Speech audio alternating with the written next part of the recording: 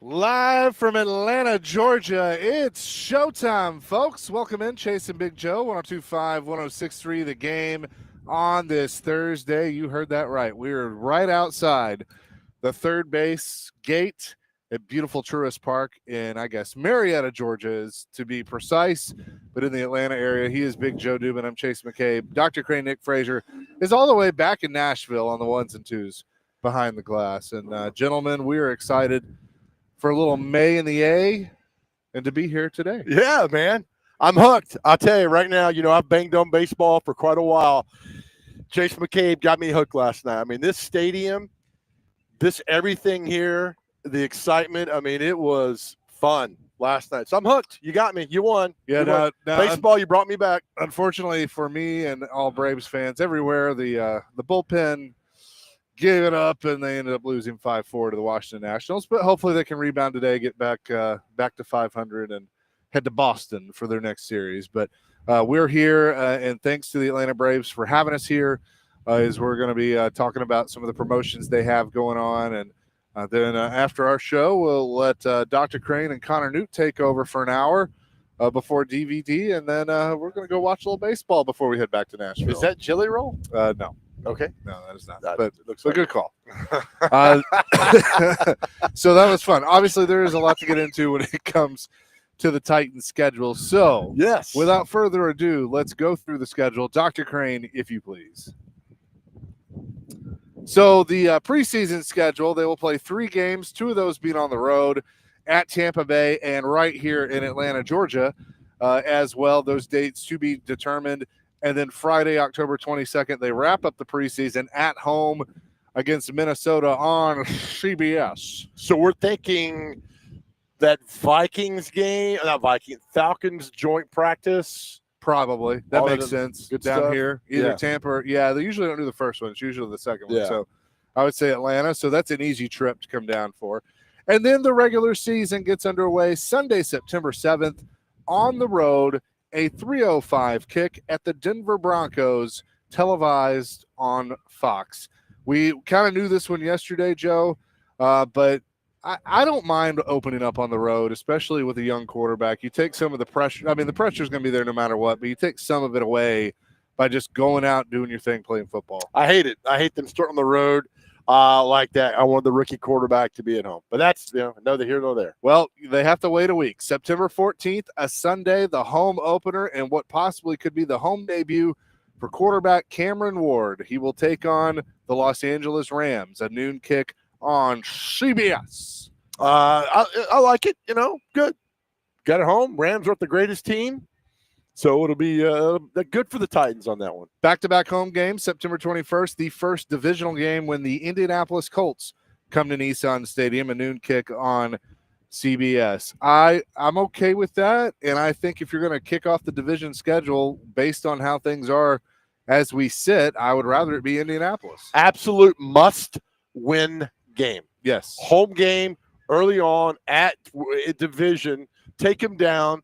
And then if you can start 2-1 after those first 3, I'm good, man. Oh, yeah, you got to feel good. good. Here's where things get interesting. September 28th, they head to Houston for their first road division game against the Texans, a noon kick on CBS. They're on the road 3 straight weeks, including having to go to the West Coast. On October 5th, they head to Arizona. They'll take on the Cardinals, which will be a 3:05 Central Time kick on CBS.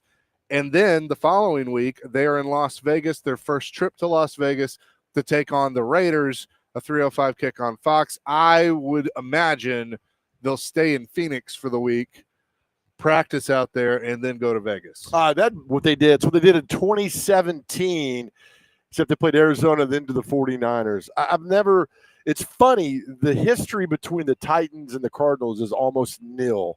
Yeah. I know in 2009, Kenny Britt had the touchdown the last second, the back of the end zone.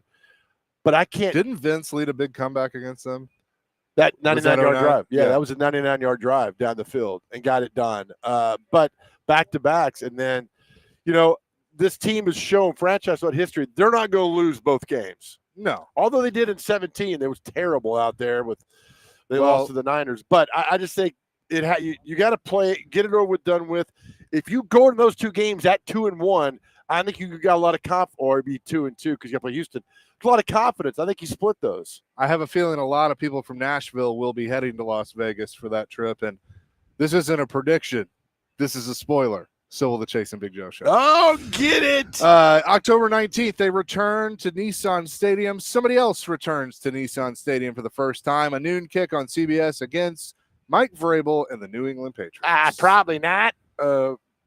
We all wanted the game. When was it going to happen? There we have it. Notice I haven't said a primetime game yet. There's a theme there. When's the bye week? Was that We're getting there. Okay, all right. October 26th at Indianapolis, 3:25 kick. So that could be the national window. CBS. Really? It could be. I said Somebody's going to lose their job. Be. Look, I'm okay right now for what it is because you got Patriots aren't that good. You beat the Colts. They're going to probably go into a sinkhole. So yeah. I'm okay now. November 2nd at home, the Chargers come to Nashville. It's been a while since the Chargers have been in Nashville, I think. A noon kick on CBS. Then week 10, you get to the bye. I think for a young team, a young rebuilding team with a young quarterback, that's a good spot for the off week. I think it's a great spot. If you can hit, this sounds so terrible. If you can hit that bye at 4-5 or maybe 5-4, yeah, you're good. But I don't know this. The defense still is a problem. One thing I would be a little ticked off about if I'm the Titans, not in spoiler, they don't have a primetime game, but it's not the fact that they don't have a primetime game, but so many teams love having that Thursday mini bye.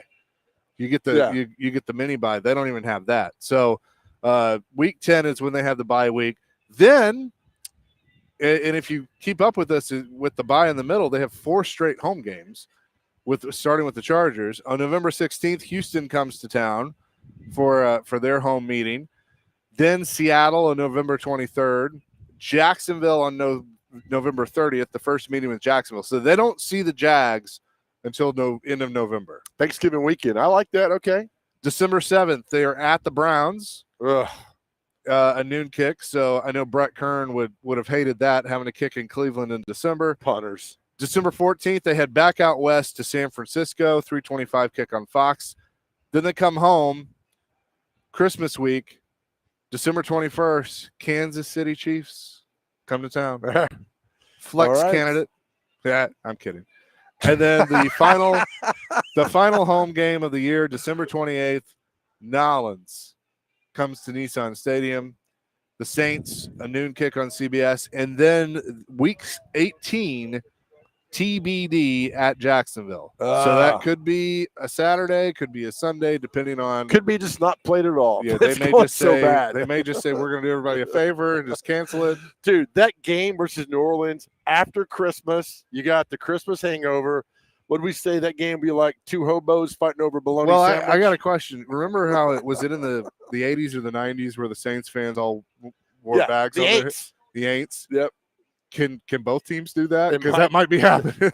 That might be the battle for number 1 right there. No, it could be. I mean, we'll get into all this because much anticipated. But I think, like I said, the bye at 4-5 is really good. But I'm looking. You can sound me crazy. That Colts game is monumental the 3rd week. Yeah, if you could knock the Rams off. The Rams aren't that good. And you got the home crowd behind you. And depending on how you play at Denver, and if you take the Colts down, if you're sitting at 2-1. Man, you're looking good right there. Yeah. And look, I don't want to do this on May 15th where we go through the schedule and go, okay, that's a win. Okay, that's a loss. Okay, that, But, I mean, the schedule isn't insurmountable, right? By any means. Like, I don't think that, but I don't know. I think it lays out fairly. If you're looking for any type of analysis like that, I think it lays out pretty fair. Oh, I mean, you got. Let's see, what playoff teams? Did Denver make the Denver made the playoffs? Buffalo beat them. Denver's a playoff team. Rams are a playoff team. Indy, no. Houston, yes. Arizona, no. Vegas, no. New England, no. Chargers, yes. Yep. They made a Seattle, yes. Did they? No, I don't think they did. Jacksonville, no. Cleveland, no. San Francisco, no. Kansas City, yes. New Orleans. Well, So I mean, it's pretty even kill. yeah. So you're slotted every 3 years versus the AFC West. So that's Yep. why you have them this year. Every 4 years, you're slotted against the NFC West. Which it's kind of, I think it's rare that you get the AFC West and the NFC West at the same time, which Yeah. is what happened. Yeah. So you're not looking at the Ravens, the Eagles, the Bills, the Lions, the Cowboys. I mean, because you got you're the worst team in football. So you get that schedule, which is really easy for you right there. But bottom line, go out and win. But I just think you're right. It's not insurmountable. It's doable, and we'll see how they do. And it all begins with that first game. So according to a texter, and you can call or text 615-737-1025, it looks like the Titans, Saints, and Browns are the only teams without primetime games. They changed the rule, which I'm okay with. Yeah. I'm okay But with. if I'm Amazon and I own Thursday night, do I want you? Probably not. I don't want No. you. I mean, you're But- Chase McCabe. But I I'd think take the you, but- reason that they've done this is they can flex pretty much anything now. Correct. So let's say, okay. So for But can you flex a Thursday game? I don't know if you Dr. can. Crane, will you look that up? I think they changed that rule where you can, but you got to be told like a month in advance. Because that's a lot of facilities change you got to get that's done. a lot of, well, and I mean, it completely changes your schedule. But I'll play devil's advocate for a second when we come back, when it comes to this. We want your reaction. What do you think about the Titans schedule? 615-737-1025. You can weigh in on that. Again, we are live just outside Truist Park. We are literally by the third base gate as they get ready to close out their series against the Washington Nationals today. It is May in the A. They have some amazing matchups, here, including this one, and then they're about to head to Boston to take on the Red Sox. The Red Sox, I think, will be in town at the end of the month too. So you definitely need to come down. They have some amazing deals going on with this too. $10 general admission tickets, $30 home run porch tickets, just to name a few. So we're excited to be here for May in the A and the Braves taking on the Nationals. We'll have more schedule reaction coming up here on Chase and Big Joe, 102.5, 106.3 The Game.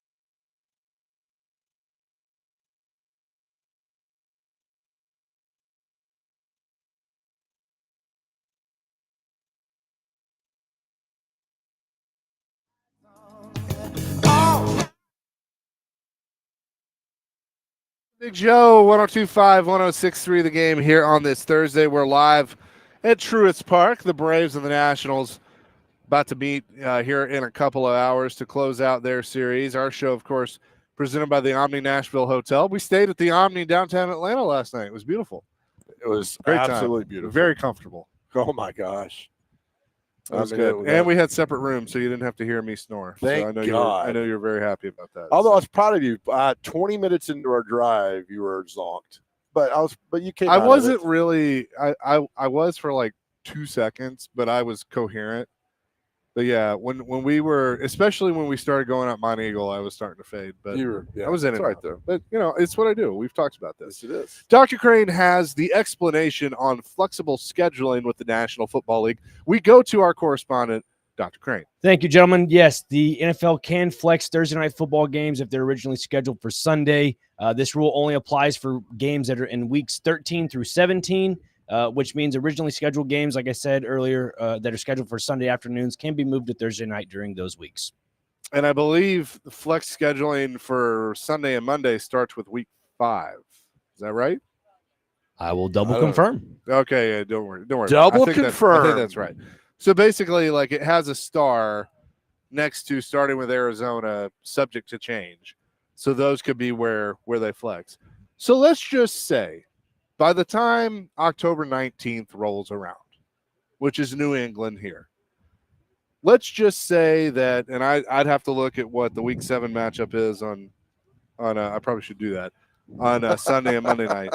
But what if both teams are, what if the Titans at that point are,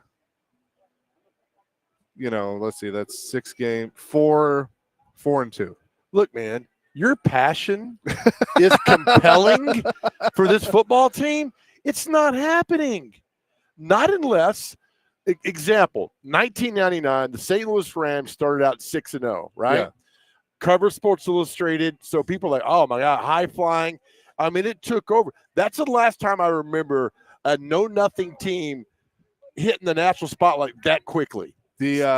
The game that week on Week 7 on Sunday Night Football is Falcons at 49ers. They ain't flexing that, brother. On Monday Night Football, You try. God bless you. it's a doubleheader, and it is the Bucs at the Lions, Texans at the Seahawks. Nah. They're not. It's not. I mean, unless both teams are Get 6-0. Roger Goodell on the phone right now. I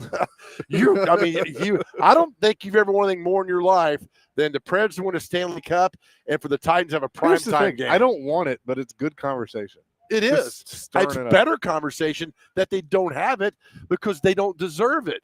If you think they deserve a game, please call us. I want to know why you think they deserve a primetime game. So they can't start. Okay, Monday Night Football.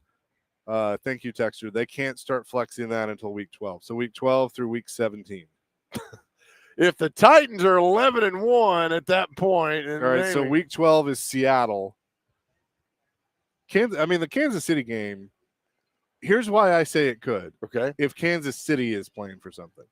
sure, but at that point, is Kansas City exhausted all their? I don't know. They've exhausted America probably with all their They have. all their winning. But is that now, Dr. Crane? I know you're busy. You are our ombudsman on the show. Is the 6 max prime time still in effect, but does it allow an exception if your game is flexed during the latter part of the season? That's a great question. All right, so here's what we got for the Chiefs. Week 1, they are at the Chargers in Brazil.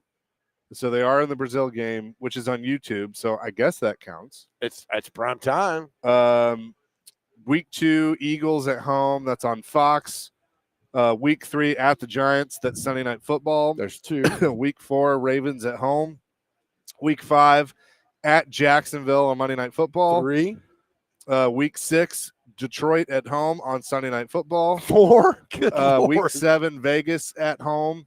Week 8, Washington at home on Monday Night Football. 5. Week 9 at Bills on CBS. They have the same bye week as the Titans. Week 11 at Denver on CBS.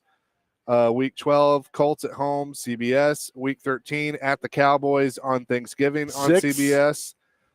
Week 14, Houston on Sunday Night Football. 7. Week 15, Chargers, CBS. Week 16 at the Titans on CBS. Week 17, Thursday Night Football 8. on Prime. And then Week 18 at the Raiders, which is TBD. 8. They've got 8 primetime games. Yeah. So I guess the 6 max doesn't apply anymore. Well, it might, but I wonder if Thanksgiving and the Brazil game count. So let me add a little context to this, gentlemen. Please do. The thing is about the late afternoon games on Sundays around the 4:25, 3:25 slot. Normally the Chiefs play in that time frame. To Joe's point about the 6 primetime games, it doesn't say anything. It says that the rule still does apply, but then it says it makes the exception for the Chiefs and the Cowboys. So I'm not sure how that all plays out. I guess there's a handful of teams that don't abide by this rule. I don't really know. Because here's the deal. It's a stupid rule for the networks because if I'm any of the NFL partners, who do I want on my channel? Yeah. The Cowboys sell, whether they're good or not, like they sell. Yep. And right now, so do the Chiefs. It was just like the Patriots back in the day. So, I think there's some of these guidelines that are kind of there, but are they really hard, fast rules? I would say probably probably not. Well, I don't look. It used to be 6 before, and every team is guaranteed 1 spot. But now it's about putting as many good teams and people that are going to watch on the tube. And I get it. Nobody wants to watch the Titans outside of Nashville. No. Nobody does. No, and look, I'm And not mad. Carolina? I'm not mad that they don't have a primetime game. I get it. Like they're not a good team. Hopefully they can become a good team, but I understand. Like, so I'm not here up in arms that they didn't get a primetime game. Do you Let's see, work for the Titans? 9-3. I don't. 9306 Texans. I applied for the play-by-play job and never heard back. But 9306 Texans versus the Seahawks is the ESPN Plus exclusive, so that isn't changing. Okay. Well, I mean but you're right. I mean, if I'm a marketing standpoint in the NFL and you come to me, hey, who's going to be on there? You know how the Titans are going to get a primetime game? Timu's going to start a TV channel. They'll be like Thursday Night Football on Timu. Exactly. Oh, that's awful. They'll have us doing the play-by-play. No, that picture that you always posted, that's me and Ricky. Yeah. It'll be them doing the play-by-play. You'll put it out there. No, that's fine. I mean, probably look, earn your way back there. Earn your way back. Look, the Chiefs, were they not at one point before Andy Reid got 3-13? I mean, look, they had the number one. Around. They had the number one pick in 2013. That's right. Yeah. So get it done. I just, focused on now this Titans schedule, what they do. And look, I wanted the home game for the Titans. Now, you got to play at Denver, and it's going to be tough. It's going to be loud. You're going to be on the road and all that. But come back for those next 2. The Rams and Colts games are very winnable. And if I recall, Chaser, didn't the Titans kick Houston's ass last year down there? Yeah, pretty good. Yeah. So you come back with those 2 games are must wins if you want to have a successful 2025 season. All right, real quick, I'm going to run through the Sunday Night Football schedule. You tell me what you think. Okay. I'm just giving a quick. Yeah. All right, the Thursday kickoff, Cowboys at Eagles. I think that's compelling. Love it. The first Sunday night game, Ravens at Bills. Love it. Week 2, Falcons at Vikings. I'll pass. I am not really excited about that. Chiefs at Giants. Love it. Packers at Cowboys. Love it. Patriots at Bills. Yeah, I want to see Vrabel get his ass kicked. Lions at Chiefs. Sure. I like it. Falcons at 49ers. No. I'm kind of meh on that one. Packers at Steelers. Yes. Think about that one for a second. Yes. Who might be the quarterback for the Steelers? Oh, yeah, right. Aaron Rodgers. That could be interesting. Seahawks at the Commanders. No. Steelers at Chargers. No. Lions at Eagles. Yes. Bucks at Rams. No. I think that's interesting. Bengals at Ravens. Yes. Broncos at Commanders. Nope. Texans at Chiefs. Yeah, Mahomes again. Yeah. Vikings at Cowboys. Nope. Bengals at Dolphins. Yeah, I secretly like the Dolphins. I wouldn't mind watching that. And then what's the last one scheduled? They'll have another one. The Bears at the 49ers. No, don't care about that. Yeah. No, give me all Joe Burrow. I really think 2025 could be a magical year for the Bengals. I really, really do. I don't think you're crazy on that. Were they not probably the second or third best football team at the end of last year, and they bringing back some guys? Yeah. Offensive wise. Monday night, week 1, Vikings at the Bears. Pause you right there. I asked you this yesterday, and I didn't get an answer from you. What's the love of the Vikings? They had a good year last year. We got beat in the first round of the I know, playoffs. but they had a good year Okay. last year. So, All right. so I guess they think J.J. McCarthy's this phenom, All right. which I don't. All right, Vikings at Bears, Bucks at Texans, No. Chargers at Raiders, Yeah, I like seeing games in Vegas. Yeah, Lions at Ravens, absolutely. Jets at Dolphins, Yep. Bengals Broncos, Yep. Chiefs Jags, Yes. Bills Falcons, Yeah, I like could be watching intriguing. Josh Allen. He's good on primetime games. Bears Commanders, No. Bucks Lions. Yeah. That could be good. Texans Seahawks, No. Commanders Chiefs, Yes. Cardinals Cowboys, No. Eagles Packers. I No. think that'll be a good game. Cowboys Raiders, Yes. Panthers 49ers, No. Giants Patriots, Yeah, watch Rebel get his ass kicked. Eagles Chargers, Eagles, Chargers, no. Dolphins Steelers, Yes. 49ers Colts. That's a Monday night game? Yeah. God, did they lose a bet, Monday Night Football crew? Yes. No. Rams at the Falcons. That's the last. Interesting because the Falcons could be decent this year. I'll watch Yeah. that. Yeah. I Plus, think we're in they could be. Atlanta today. Yeah, we are. So there you go. We'll continue to break down the schedule. Your thoughts, 615-737-1025. Again, we're at Truist Park in Atlanta. Dr. Crane is at the Busy Bee Plumbing, Heating, and Air Conditioning Game Nashville Studios.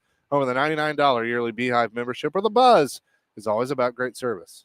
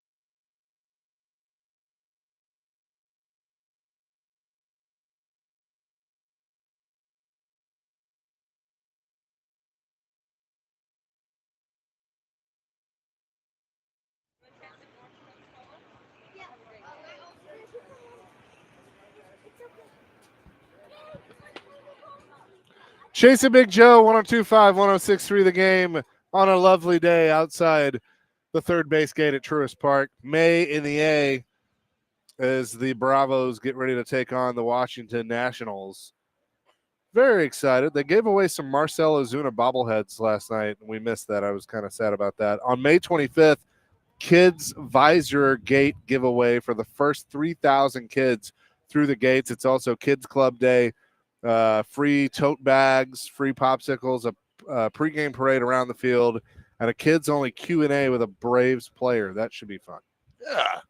That would be very, very, very good. I'll By try the to way, get you a bobblehead today if I can. shout out to a couple of people. Charles came by, listens to Pred's coverage from down here. Right? And we had another gentleman come by that has won tickets from us. So we've had a few people that are like, hey, Yeah. I know you guys, Nashville. So Not bad. it's pretty good. Yeah. So we need them to stay 50 feet away, but no. I told him. I'm Maybe kidding. Jelly Roll will come back by too. Yeah, maybe he will. He will. So it's been fun seeing everybody down here. So continuing to talk schedule. By the way, we have the poll results and a record participation in this in this poll. But our question of the day yesterday, if you had to choose which game to go to this season, which one would it be? Mike Vrabel's return game or Mahomes and the Chiefs? 63.6% of our whopping turnout said Mike Vrabel's return game. Whoa, goodness. So there you That's that. All right. The probably not. Don't do dumb bleep to hurt the team. Yeah. Do you have a Thank you, Mike. at any at any time can you drop the Joe Rexroad thing? Is any I don't care what we're doing. Oh, the hands. That is gold anytime.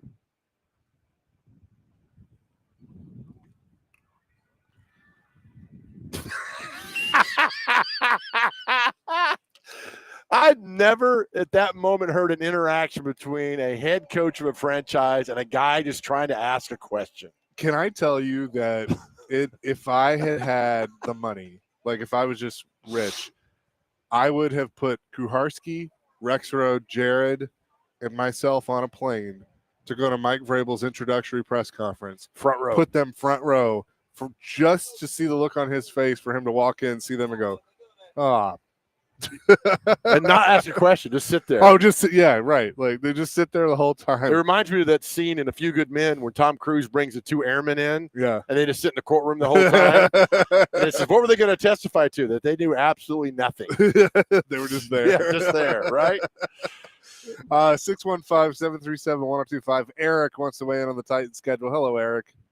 Hey guys, first of all, wish me luck. I've got a job interview tomorrow at 1 o'clock at the Publix on 8th Avenue South. So if I get the job, guys, I don't know how much more I'll be calling in or whatever. Put our name because I have down no as idea. references. You Put got our this, name Eric. down. We're pulling for you. All right, I appreciate it, guys. Guys, as far as the Titan schedule, guys, I'm kind of not surprised it didn't get any primetime games, but interesting if Vrabel would have been still the coach, they might have got the couple because the Patriots, even though they had just as bad record, the Titans got a couple. So it's just interesting. But Joe, you were kind of poo-pooing the Commanders Washington and Bears game. I'm surprised you poo-pooed. Remember what happened last year? That was the game that the Bears had it won, and Jaden Daniels threw the Hail Mary, and they won. And if you remember, that got Washington rolling, and they got to the NFC Championship game, and the Bears collapsed after that game. So I think that's a pretty good matchup. Caleb Williams against Jaden Daniels, and you said no. I was Well, stunned that just you what said part of that. the season was that? Like week 14? Was it later in the No. season? No. It was midway through the season. Okay. I think they were like both 4-2 or something like that, or whatever it was. But if you remember, that got Washington going, and the Bears completely fell apart after that game. I'm here for the Jaden Daniels fall, and not because I want him to. Yeah, It's because every team is going to CJ Stroud. They figure you out after the first year. Then you got to adapt yourself and go years 3, 4, 5, and 6. So that's just not one that I'm going to be like, nah. Let's see. Maybe I'm wrong. And a couple other things I didn't know if you noticed about the schedule. First of all, week 1, Pittsburgh plays at the Jets, so that's you can't tell me with Pittsburgh the Jets and Green Bay at Pittsburgh. They're not all right. Aaron Rodgers. And I am surprised that the Cowboys got as much prime time, even though I grew up with Cowboys fans. 4 Thursday night games. That's the first time in NFL history. So, and they've got like 3 short week games or short rest games in the last 6 weeks of the season. They've got one of the toughest schedules in the NFL. Right. 2 Monday night games and 3 Sunday night games. I got a feeling some of those games are getting flexed out. Right. I know Eagles fans are not happy with the fact that they have 0 back-to-back home games. In fact, them and Detroit play 11 playoff Oh, games. wow. Well, So hey, real it's- quick. yeah. So your interview tomorrow's at 1. Yeah. I want you to show up at 11 and start working there. Then at 1 o'clock, say, hey, sorry I'm late. I hadn't finished my job I was doing. So you're already in their mind that you're working there to say, I know I got to sign a few things. You sign a few things, you get the job. Bingo. Well, the thing that also helps me is I live close within walking distance of the store, so I told them that. And I told them I could be there as early as 6 o'clock in the morning. So I'm trying to stay where it's a daytime job. Don't have to work Sunday, so I can still go to the Titans game and go to my church on Sunday. So good I'll job. get off and let you get some other guys. Y'all take care. We'll talk again soon. All right, Thanks, buddy. Eric. By the way, he clearly hadn't been around you enough. You poo-poo a lot, so. Dr. Crank, can you cut his mic if you don't mind? I don't have that power. Can you cut all So- of our mics? So wait, Sure. so the Cowboys play on Thanksgiving and Christmas? I didn't realize You that. already know why. I know why, but Everybody's going to watch. If you Yeah. came to me and say, I mean- Christmas, we got Carolina and the Saints, I'd be like, I'm not watching that. well, It's the way it happens. Mom, if you're listening, on Thanksgiving, let's get everything done before 3:30. On Christmas, everything will be afternoon. So Is that Cowboys Chiefs, right? the Cowboys Chiefs on Thanksgiving. Christmas is Cowboys Commanders at noon. What's the Thanksgiving Netflix. game night after the Cowboys Chiefs? It's a great question. But Just you're a- right. I mean, that everybody. I'm Just a telling you, moment. It is Bengals Ravens. that's not bad. That's I don't not hate bad. that. I don't hate that at all. I'm telling you, man. Watch a little Joe Burrow. So you got Lions, the Vikings. Is that right? I don't have it pulled up. And then Cowboys Chiefs, and then Okay. Bengals Ravens. It's a good little. But we said it the other day. I mean, that the ratings for that Cowboys Chiefs game. I mean, that's going to be number one. Everybody's going to watch that. Yeah. Oh yeah. I mean, 100%. Yep. So I mean, look, as I look at the kind of the national schedule and how it all shakes out, I don't hate it. And then like Christmas, they're gonna have 3 games on Christmas, 2 on Netflix, 1 on Prime. Christmas night, Broncos Chiefs. Okay. Yeah. It's not bad. That'll be good. So Yeah. the Chiefs are playing Thanksgiving and Christmas too. You're putting what's gonna get the eyes on the television, That's it. especially with Not all about those us with anymore. those streaming platforms. Look, if you want to watch the Titans games, you can. I mean, why do we care so much that they're not in the national landscape? Why do we care? They didn't get even when Eddie and Steve were there playing, they still didn't get. That was always the talk. You know, when they beat the Rams in '99 and everybody went crazy and Javon was doing that, they still didn't get the love that they deserved at that time. That was a damn good football team in '99, and nobody cared on the national landscape. And I get it because you're coming off name change. The Oilers hadn't done anything in quite a while. I understand that. So you have to earn your way back into that. Can't deal. I tell you all the time, let's don't suffer imagined troubles, right? So you Right. can't worry about that. You can't worry that that's not going to happen this year. Go ahead and play your games. Beat Denver game 1. Move on from there. So let's see. The Lions and Vikings is Christmas on Netflix. That's Okay. So So Lions at the Cowboys at Commanders, Lions at Vikings, Broncos at Chiefs. That's your Christmas Day schedule. all right. So here off of that, here's a question for today off the Titans And schedule. real quick, Yep. and then it's Lions Green Bay on Thanksgiving. Oh, that'd be a good game. Yeah. Yeah. Here's our question for today. On that 17 games, what is the most important game for the Tennessee Titans? Don't answer. Ooh, I like that. The most important game. 615-737-1025. That's our phone and text line driven by WilsonCountyHonda.com. Again, we're at Truist Park in Hotlanta today. And here we go, Joe. Get ready, because coming up in just a few minutes over on 94.9 The Fan, the Nashville Sounds will take on Memphis. Oh, my gosh. Man, is this a doubleheader or just a day game? 'Cause, man, I was out last night. I was watching Robert Goulet on the TV, and I was like, man, that guy runs his mouth too much. So I gotta get something. I get something to eat down there in the AutoZone Park. Pregame at 10:50, first pitch at 11:05. Brought to you by Twin Peaks and Family Leisure over on 94.9 The Fan. Memphis.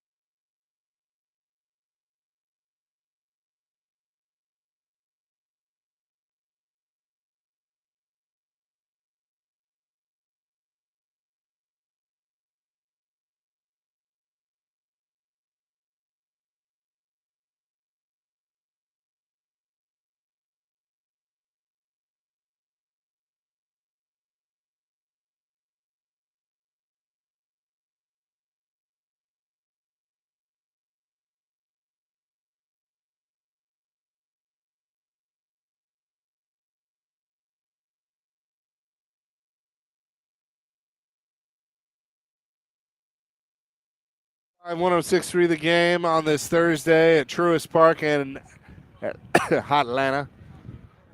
The Braves getting ready to take on the Washington Nationals. Got a pretty good crowd filing in. A lot of kids out here today, so A lot of kids getting ready to watch a day game, a getaway day game, as the Braves will head to Boston to take on the Red Sox after this one. So you asked the question, 615-737-1025. Pick one game, the most important game on the Titans schedule. And, I mean, it's easy to say the next one at Denver. You go being first. the first one. I'm going to say the opener at the Broncos And why is that? because I think you got to set the tone for the season. Young quarterback, you don't have you're going on the road. My guess is they may go out there a day early. Just go out there, do their thing, get loose, and then go play football. Why would they go out there a day early? Well, I guess maybe the altitude. Get used to the altitude. Nah, man. They tough it out. I say it's the I'm with you. And I'm going to say, as I always say, because it's the next game. That's the most important one. Yeah. But there are a lot of factors involved in this because you got the rookie quarterback and all that goes on with that. It's just a monumental game. If you could get that one on the road, think of how much different the season would have been last year had they beat the Bears on the road. Yep. And And Bonehead they should have. had not made a bonehead play to lose the game for him. Can you imagine that? Cam Ward might not be here. Yeah, that's a great point. It's a great point. You want to talk about what ifs? Yeah. That's a good one. So you go on the road, then you come back to Nissan Stadium. And look, Titans fans, look, I know you've been beaten down throughout the years, but there's a lot of you that are still loyal and love that football team, and rightfully so. You come home versus the Rams, you're 1-0 with a chance to go to 2-0. My goodness, man. I mean, it could be nice. And then the Colts. Yeah. Could you imagine? Listen to me. I don't know why I'm talking myself into this. You start out 3-0. I mean, come on. That'd be the best thing ever. And Cam Ward's, popping left and right. It would be great. But you got to get the first one before you get the second one. So I say you get the first one. That game in Denver is going to be huge. Oh, it is 100% going to be huge. A lot of you weighing in on our text line, driven by WilsonCountyHonda.com. David in Arkansas said, if the Titans beat the Patriots, some Titans media need to go into the Vrabel postgame presser. Oh, they'll all go into that one. I would think. Yes. I mean, definitely people will go in there. Chris in Nashville says the home opener against the Rams is the most important if we lose to Denver. Okay. Dr. Crane, why are you texting me your opinion? Just tell us. You guys have great opinions. I don't want to interrupt your show. No, Just you're tell- part of the just say it. show. You are part of the show. Well, I think the game that matters most to the Titans, if they have an above 500 record or near that, marker, would be after the bye week. I think the Houston game at home is important because, like I said in the text, it sets the tone for the rest of the season. All right. I like it. See, that's a good one. take. I like man. that. That is a good take. Texted it to me. Nevada Josh, the first game gets the nerves out and starts the momentum. Again, I would have loved it to have been at home. It's not at home. Now you go to Denver. Denver's defense is not that great coming off last year. And just like you were talking about, with second-year quarterbacks, I mean, Bo Nix, who knows? You got a lot of tape on Bo Nix, especially the last 3 or 4 He games. wasn't that good in college, folks. I mean, he was better at Oregon than he was in Auburn. Sure. Yeah. His father was a damn good quarterback at Auburn back in the early 90s. Wes and Clarksville, most important game is the Patriots game. If they start off slow and then get spanked by Vrabel, they will fire the coach and be back on the carousel. You know what? We laugh about that. Whoa. If they get beat like 45-6, you think Amy's going to sit there and take that in? No. Is that going to be Oh, Could that be like after A.J. Brown dunked on the Titans? Who sent that text in? That was Wes and Clarksville. Thank The you, J-Rob Wes, for game. that. Yeah. By the way, Yeah, right? J-Rob's surfaced a little bit. I He noticed has. on Instagram. 2758 followed by the first game, followed by the second game, then the third game, etc. The next game. Right. That's a good. I mean, the Vrabel thing, I didn't think about that because there's history. When she gets mad, she sends people down the pike. Well, we're just going to see how reformed she is. If she's truly staying out of the way and just like going to let this play out, then she won't do anything. Yeah, that's But who great. knows? But who That knows? might be your best thing Who knows? ever. Yes. Who knows? If she's reformed. I don't know if she is or not. Justin and Greenbrier, I think the first game against the Broncos is going to be the most important. Set the tone for the year. Gain some gain some momentum coming back home and show the NFL why they deserved a primetime game. I know I'm a hardcore fangirl in here, but I just want this team to be good again. I think everybody does, man. It's the whole thing. That's why, get that Denver win in, come back home, 2 at home. You got 3 on the road. If you come back, you're 2-1 at home. You split those. You get 1 and 2 on the road. You're 3-3 after the first 6. I mean, you've tied what you did last year. Dustin in Hopkinsville says the Browns game, their ass. The way they picked their quarterbacks in the draft, having 5 QBs on the roster, paying Watson after after his deal. If the Titans get beat by Shador or Gabriel, all the talk will be Titans got it wrong again. But that's what, week 13, Yeah. week 12 or something? So, I mean, the season's pretty much determined by then. If that had been like week 2 or 3, then yes. I'm glad James has weighed in. What did he have to say? He said the Patriots game is more than just a game; it's pride.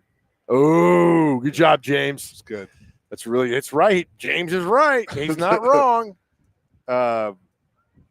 Wes at Hermitage says, I don't think Bo likes it when y'all what came at him with that. Is that what you meant, Wes? I Bo? want to check your typos. Bo Nix. Bo better That's what she said? Yeah. Thank you. Bo better watch his mouth. I'll drop him. Bo knows. Just like Johnny Hopkins. Bo knows. 615-737-1025. Coming up next, we're going to shift gears a little bit. A team has been eliminated, and one team probably doesn't want to go back to their city right now. Greg Wyshynski will join us, talking a little hockey with him from ESPN. We'll do that next. Chasing Big Joe live in Atlanta, 102.5, 106.3 The Game.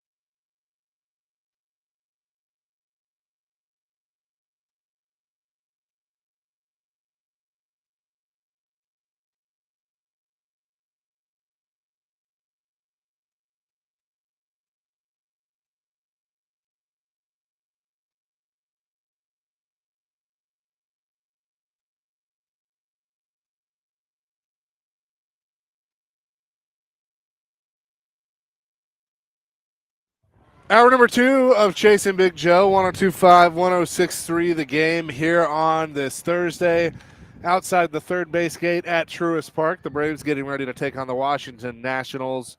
Excited about that, about an hour or so from now. But the NHL Stanley Cup playoffs continuing, and one team, I don't know if they want to be back in their city right now, and another is going home. We say hello to Greg Wyshynski. He is senior NHL writer for ESPN, and of course is always presented by Old National Bank. Get old here on the show. And Greg, let's start with Toronto. I mean, do they even want to show their faces today? I think the best thing that could happen for them is them going on the road today.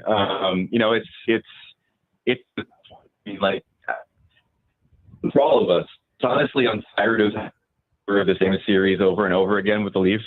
Like, I think it'd be much more interesting if they came close and then like fell on their sword, and it's not the same playoff disaster story that we seemingly have to write every postseason for them. But I mean, it's just how it went, man. Like, it's inexplicable how this team continues to be its own worst enemy in the playoffs every single season. So, I mean, what happens now? Like, if Florida's obviously flexing, Florida's showing why they're the defending Stanley Cup champion. So it's not like it would be them losing to a bad team, but in the event they can't force, because they're going to have to go the distance now. In the event they can't do that, what's next for the Maple Leafs? See, I'm glad you said that, because I do think that there's not enough attention paid to kind of like Austin Matthews' lot in life in the sense that the entirety of his career has been spent having to go up against Patrice Bergeron and, Anthony Cirelli and Victor Hedman and Alexander Barkov. And it's just like over and over again, this guy doesn't perform, and yet he's going up against these incredible defensive teams and incredible defensive players. I mean, it starts probably with Mitch Marner, who's a unrestricted free agent this summer. And you have a feeling that, this will be the moment in which they break up the core. It has to be. Like, something's going to have to change. And, it's a matter of, do they really want to pay a guy that much money for these kinds of postseason results? And then the other thing that's worth watching is Brendan Shanahan, who's the president of the organization. I think there's a lot of speculation now, and I heard this about a week ago, that if they don't advance in the playoffs, if it ends up in another smoldering heap, he might not return as team president. And the team to watch there is the New York Islanders, where they're going to be looking for a team president. They're looking for a general manager. Shanahan has a previous relationship with John Collins, the guy who's running that search. They both worked at the NHL at the same time. And so that's one to watch, that if he doesn't return to Toronto, it could be him taking over the Islanders. That will certainly be interesting. And then Edmonton eliminates Vegas last night in a heck of a game. It had to go to overtime at 0-0. Edmonton scores in OT to send Vegas home. What do you think happened there? Was that just a determined Edmonton team wanting to get back, or did Vegas just not quite have it?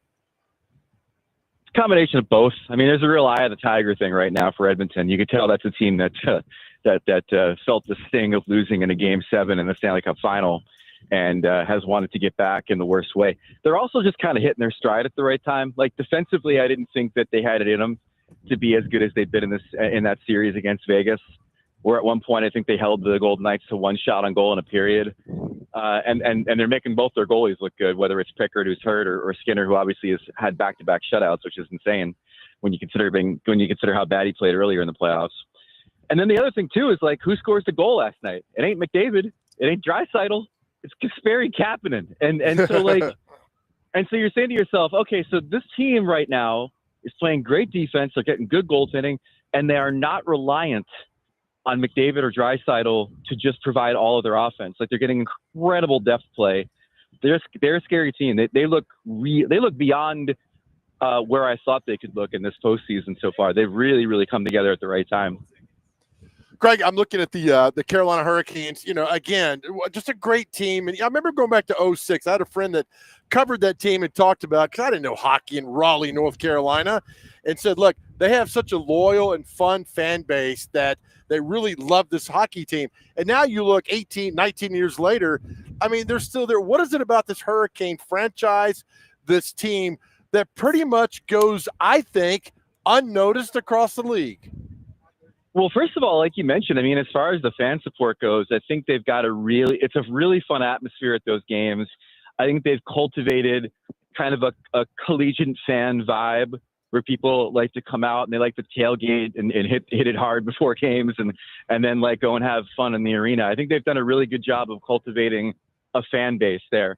As far as the team goes, it also helps when you make the playoffs like every year and advance at least a round or so in most years. The problem with them is the same problem with them, which is that they are a team that is going to be forever wanting that one more goal in the playoffs. And, you know, right now, I mean, they had a nice offensive explosion in game 4, but right now, like, they're still a team that plays way too close to the margins. You know, it's 2-1 games. It's games that maybe go to overtime. And then it's just a matter if they can get that one goal or not. And when you look ahead to maybe playing the Florida Panthers for the Eastern Conference Championship, like, we've already seen that movie. and if they don't have, you know, they went after Gensel and got him. They went after Rantanen and got him. And the reason is they know what they are. And that really hasn't changed for them, unfortunately. Well, you know, it's funny you talk about playing the Panthers. The Panthers, you know, won the Stanley Cup and everything. I got friends in South Florida who are season ticket holders, go to every game. So the fact that, you know, the Panthers, even though they've won, they'll never be spoken in the same breath as Toronto. I get all that, but still, look what winning does. And I think sometimes we don't look, at least me, I know you do, look at how these fan bases still support these teams when they're not their traditional hockey teams. Oh, for sure. I mean, yeah, there's still places that get the non-traditional market taunt, but you know, if you go on the ground in Tampa, you know, during their championship seasons, I mean, that's a hockey town. You go to Florida, they're just starting to really, really take root there. Like, for example, I've always said you can always tell when a team is really hit in a U.S. market when they have their own team store, and the Panthers built one last year. So the cup, the way they play, you know, the fact that they have a really nice practice facility they built, like, it's all starting to finally come together there. And it helps, of course, when, you know, you like the team. That's a big part of it. It's just like, it's hard not to like this Panthers team if you're a Panthers fan. I mean, if you're not a Panthers fan, you hate them. Because Tkachuk and Marchand and Bennett and all them. But if you're a Panthers fan, like, this is a really fun team to watch. They score, they hit you, they agitate. They're really good. Greg Wyshynski is with us. Does Dallas end it tonight, or does Winnipeg live to fight another day? I think Winnipeg lives to fight another day. They actually played really well in game 4. 72 shot attempts.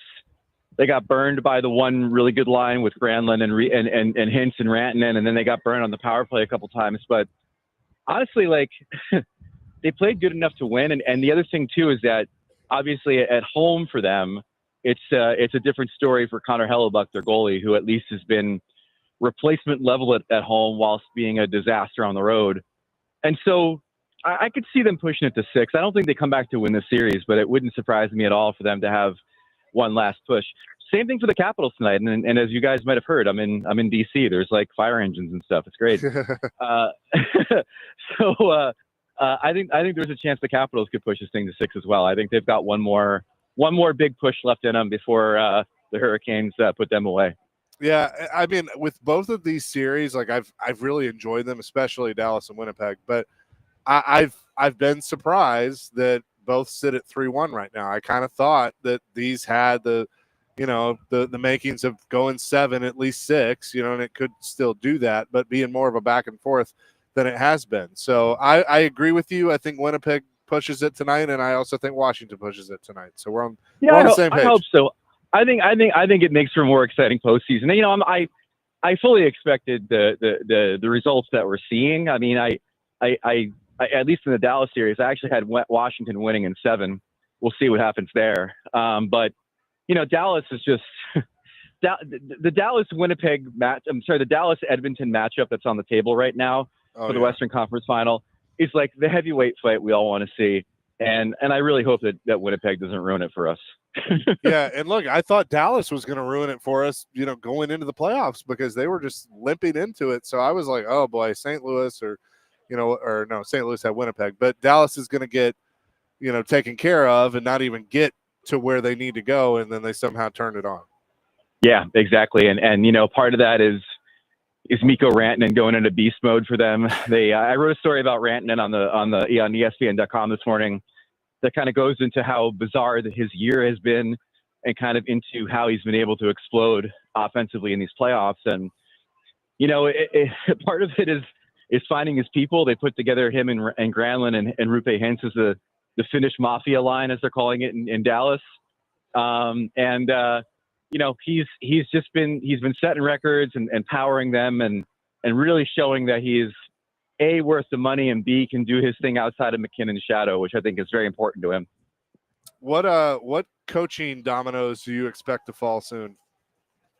That's a good question. I mean, obviously Tocchet goes to the Flyers. Vancouver signs or elevates Adam Foote. For me, that's like, let's find another way to try to keep Quinn Hughes here. I know we'll elevate the assistant coach that helped him win the Norris. The next one to fall that I feel it will be an interesting one is probably Seattle. I know that they had talked to Tocchet and maybe even made him an offer, but obviously he went in another direction. So I'll be intrigued to see what they end up doing in Seattle. I feel like they're a front office that can sometimes go outside the box with their thinking. And so maybe it's somebody that's not even on our radar right now. Yeah, could certainly be interesting for sure. Greg, appreciate it as always. Enjoy Washington, and we'll talk next week. Anytime, boys. Thanks. That is Greg Wyshynski joining Thanks, us here on the program presented by Old National Bank. Get old. We'll get back into the Titans schedule and the NFL schedule coming up next. Again, we're live in Atlanta, well, just outside of Atlanta, Marietta, here at Truist Park as the Braves get ready to take on the Washington Nationals as a part of their May in the A promotion. Coming up on May 23rd, it is Military Appreciation Night presented by T-Mobile. Ticket package includes a military-themed Braves T-shirt and includes a $4 donation to the Warrior Alliance, the Battery of Atlanta, and our pregame celebration. We'll celebrate and honor our military, and we'll feature Medal of Honor recipients, veterans, and more. You can go to braves.com/promo for a full list of promotional items and celebration nights coming up for the rest of this month. It's Chasing Big Joe presented by the Omni Nashville Hotel, 102.5, 106.3 The Game.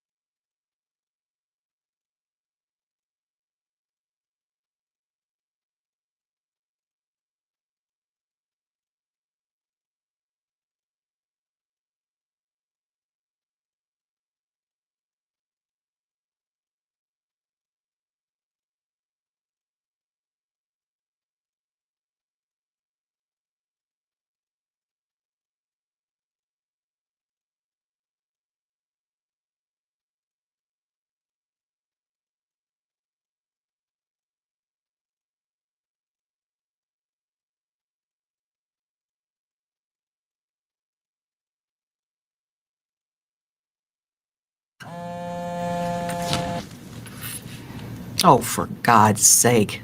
Dr. Crane, why are you texting me your opinion? Just tell us.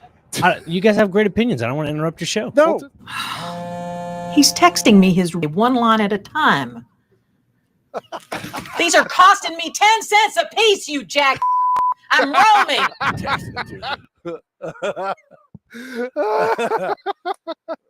Oh, Jason Big Joe. yes. 1025, 1063 the game. What was that from? The Office. That's the The office. Office. What was her name that owned Saber? Joe. Joe, yeah. Kathy Bates. Oh, that's awesome. Real quick, Chaser. It's good to see Derrick Henry's washed up. He's got Okay. a nice fat extension. Let me do something. Yeah. And then we'll do that. Sure. I would like to say Mhm. a happy third work anniversary to our man, Dr. Crane, Oh, Nick Frazier. Thank you, He's done a gentlemen. wonderful job with us, has grown. he has grown. Now he is our babysitter. And so we're excited for that. But he has done a great job. And so congratulations, Dr. Crane. Thank you very much. Inch by inch, I keep on growing. What are we up to now? 4-5, 4-6. A In little your more. honor, Chase and I are going to have a sip of a orange cream Coca-Cola that they're handing out here at Truist Park. We are. Absolutely delicious. The Coca-Cola Company can email together at cromwellmedia.com and ask for Chase or Joe, and we'll start working on We will something. happily do what Nick Saban will put on our podium, all Coke products. Yes, we would totally do that. Together at Cromwell.com. Thank you. cromwellmedia.com. Cromwellmedia.com. All right, now what do you say? Derrick Henry, yeah, he's washed up now. And I want to say this. Titans fans, listen to me. If you're on the road, pull over. I want you to do that. I want you to just slow down, but I want you to listen to the words that are coming out of my mouth. I don't want to hear any of this. Well, why didn't we re-sign it? Oh, we could have done that. He could have. Oh, guys, he wanted to leave. I know that hurts. I know you don't want to hear that. He was ready to go. He wanted to go to a winner. He knew this team was in a rebuild and that this team was not going to be in a position to get to a Super Bowl. Baltimore is. It sucks. It's a part of the business. Right. It's a part of life. He'll forever be in our hearts. One day, 22 will be retired because he's going to Canton, and he will go in as a Titan. But he was ready to go. So I've seen on Twitter of like, why, screw the Titans. Why didn't they do that? He didn't want to be here, man. He was ready to go. He's got a nice deal. He'll get $25 million in guaranteed money for the next, 3 seasons to the 2027 season. So that probably takes him, he's 31, so that would take him to when he's 35, 34, 30, Yeah. 34. I don't think this dude hangs it up at 34. I don't think so either. I'm telling you, man, stop with the, he's 30, he's over the. Derrick Henry doesn't know age. Good athletes don't know age. Yeah. It's not like he's injured all the time. Well, I heard Paul say it yesterday, and it's the absolute truth. He's going to hit a wall one day, but he doesn't show that he's close to hitting that wall. That day will come. It happens for everybody. Father Time is undefeated. Right. But at 31, he's in the best shape of his life. He's taking care of his body. I don't think he's close to hitting that wall. I'm with you, man. Look at his insane workouts, all he does. I mean, the guy is just a force, and he's athletic, and he's big, and he's strong. He takes care of himself. He's been pretty much injury-free except for that Liz Taylor injury he had. Liz Taylor. It would be an awesome, ideal scenario. 4 years from now, the Titans are opening up a brand new stadium. They're back. Cam Ward's an MVP caliber quarterback in the National Football League. They're contending, and they need a good red zone goal line running back. And he comes home. Good Lord. Not going to happen, but it would be. Comes home for one more ride. I don't know. Crazy things have happened. Yeah, look. I don't know, man. But he good for him. I'm glad he got the extension. He deserves it, and we'll see what Baltimore can do. Yeah, I'm just probably not. I'm just glad the Ravens aren't on the schedule. The Ravens and the Bills aren't on the Titans schedule this year, and they truly got a last place schedule to deal with. And I'm going to say it again, Chaser. Say it all the time. You just got to be better than 3 other teams in your division. That's it. That's all you got to do. And I think the schedule, as you said earlier, isn't daunting. There are some challenges on there, like every schedule is, but there's some winnable games, man. 1978 as a Titans fan. I understand Henry. I don't want to be here either. Yeah. Let's see. Wes in Clarksville said, I know he wanted to leave, but Titans ignorance made him want to leave. I mean, maybe so, but I mean, again, the window had closed. That's the other thing. Like, yes, there were some missteps, but there's also, the owner caused some of those.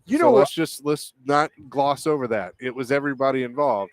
And so therefore the window closed. And that happens. Like eventually the Chiefs window is going to close. And it might even be before Mahomes is done.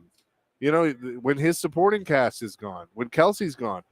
We have no what Patrick Mahomes looks like without Travis Kelce. It's true. So I mean, it's just you got to kind of accept that the NFL truly does stand for not for long. It does. You know what? Going back to Derrick Henry, I would have loved to have been in that locker room when they found out. Not locker room. I'm sorry. All of them when they found out John Robinson was fired. Because I've heard some say, "Well, it didn't have an effect on the team." Yeah, they lost every game after that.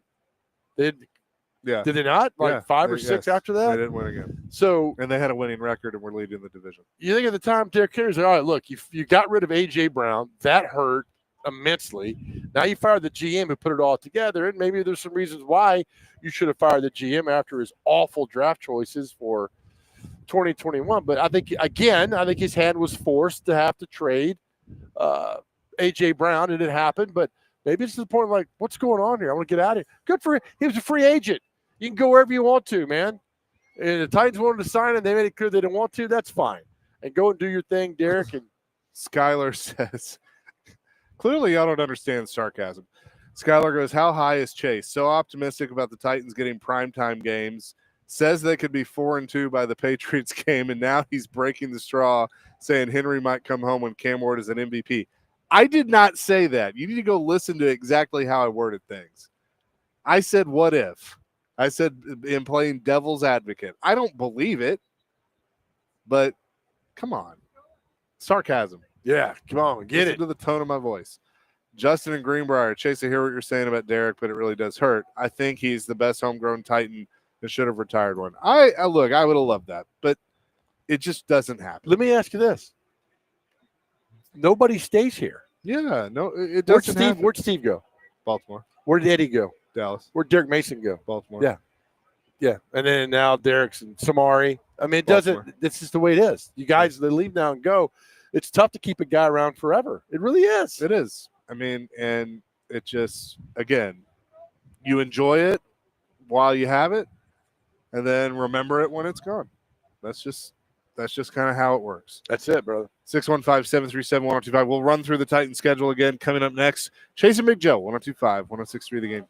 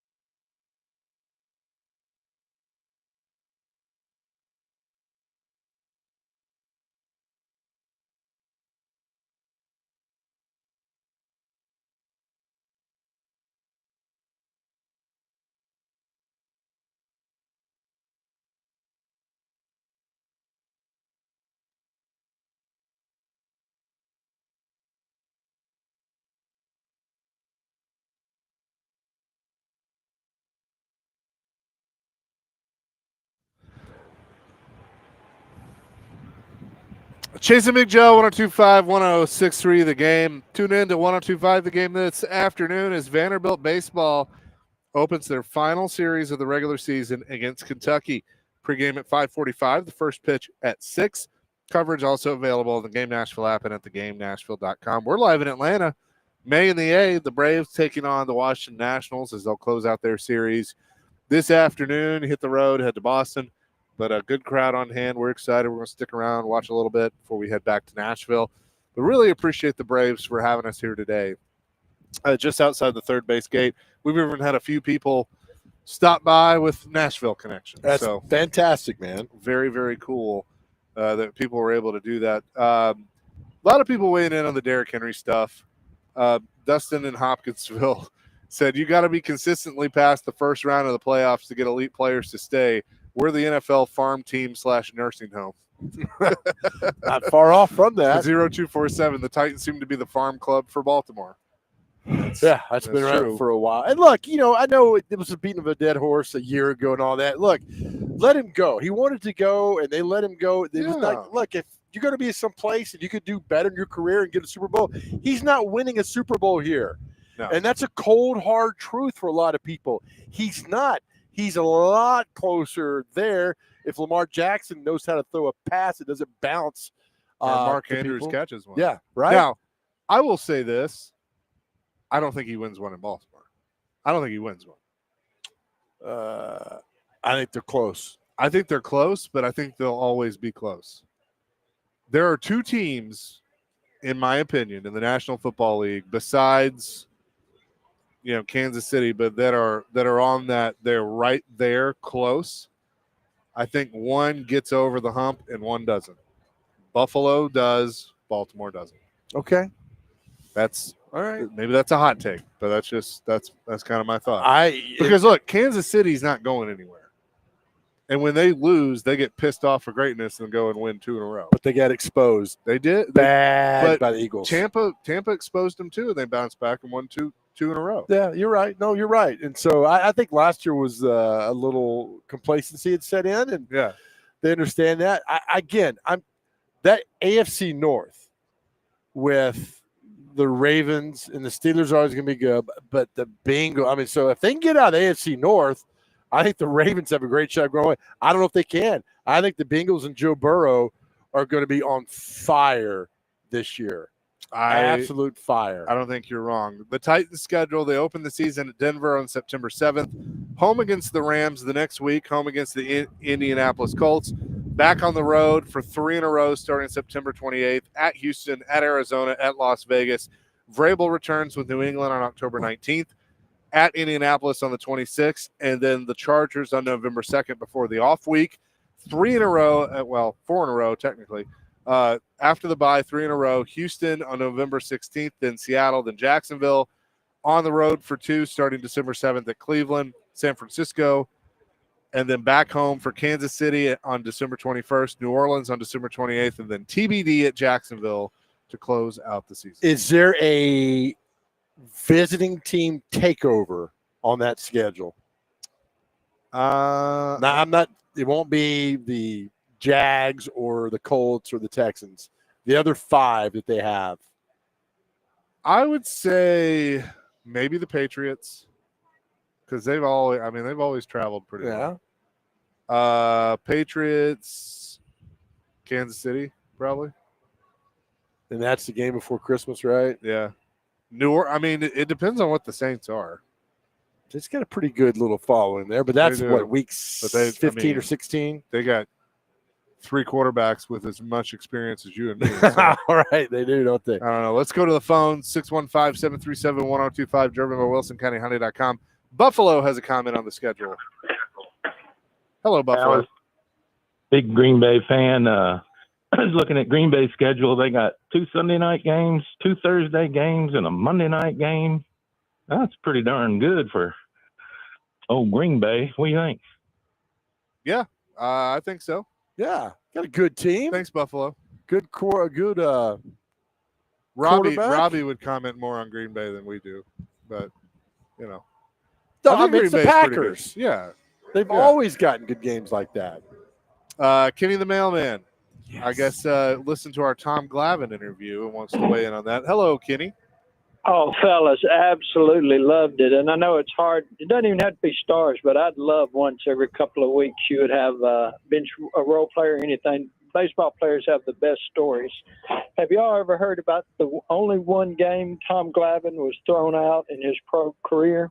I think I do remember this, but tell the story. He was throwing at Del, of all people. Del June Murphy. 4th, 1991, we took 2 van loads of people to Atlanta to see Del Murphy night. But unfortunately, a fight broke out that night. Otis Nixon was hit he's from Murfreesboro. And he took off and right before he got to the mound, he jumped and kicked Wally Ritchie, the pitcher, giving him 7 stitches in his stomach from his cleats. So the next week, Phillies was going to get him back, and they hit him, and it was over with. But they hit him again in the 8th inning. Tom Glavine went out. He was going for the all-time record. He had 12 strikeouts for a left-hander for the Braves. Bobby Cox said, you have to hit the next guy up. He says, no, I'll get Hayes. I'm not going to throw at Murphy. And Cox said, no, the way we play it, you're throwing at the next guy up, no matter who it is. And it was 4 lollipop curves. He didn't even hit Del Murphy, but on the 4th one, the umpire threw Glavine out because it was close. you never know what's going to happen in a baseball that's great. game. But, yeah, and he laughs about it. You can see him talking about it on YouTube, but he got thrown out for throwing at Del Murphy. Yeah, love it. I hate to say it. Hey. Thanks, Kenny. Hey, y'all have a great day. You too. I hate to say it. Bobby was right on that. Bobby was totally right. What, hit Del Murphy? Throw at the next guy, no matter who it is. Nah, you ain't throwing Murphy. Yeah, I know, but I'm with Bobby on that one. I'm with the skip. A couple of other texts.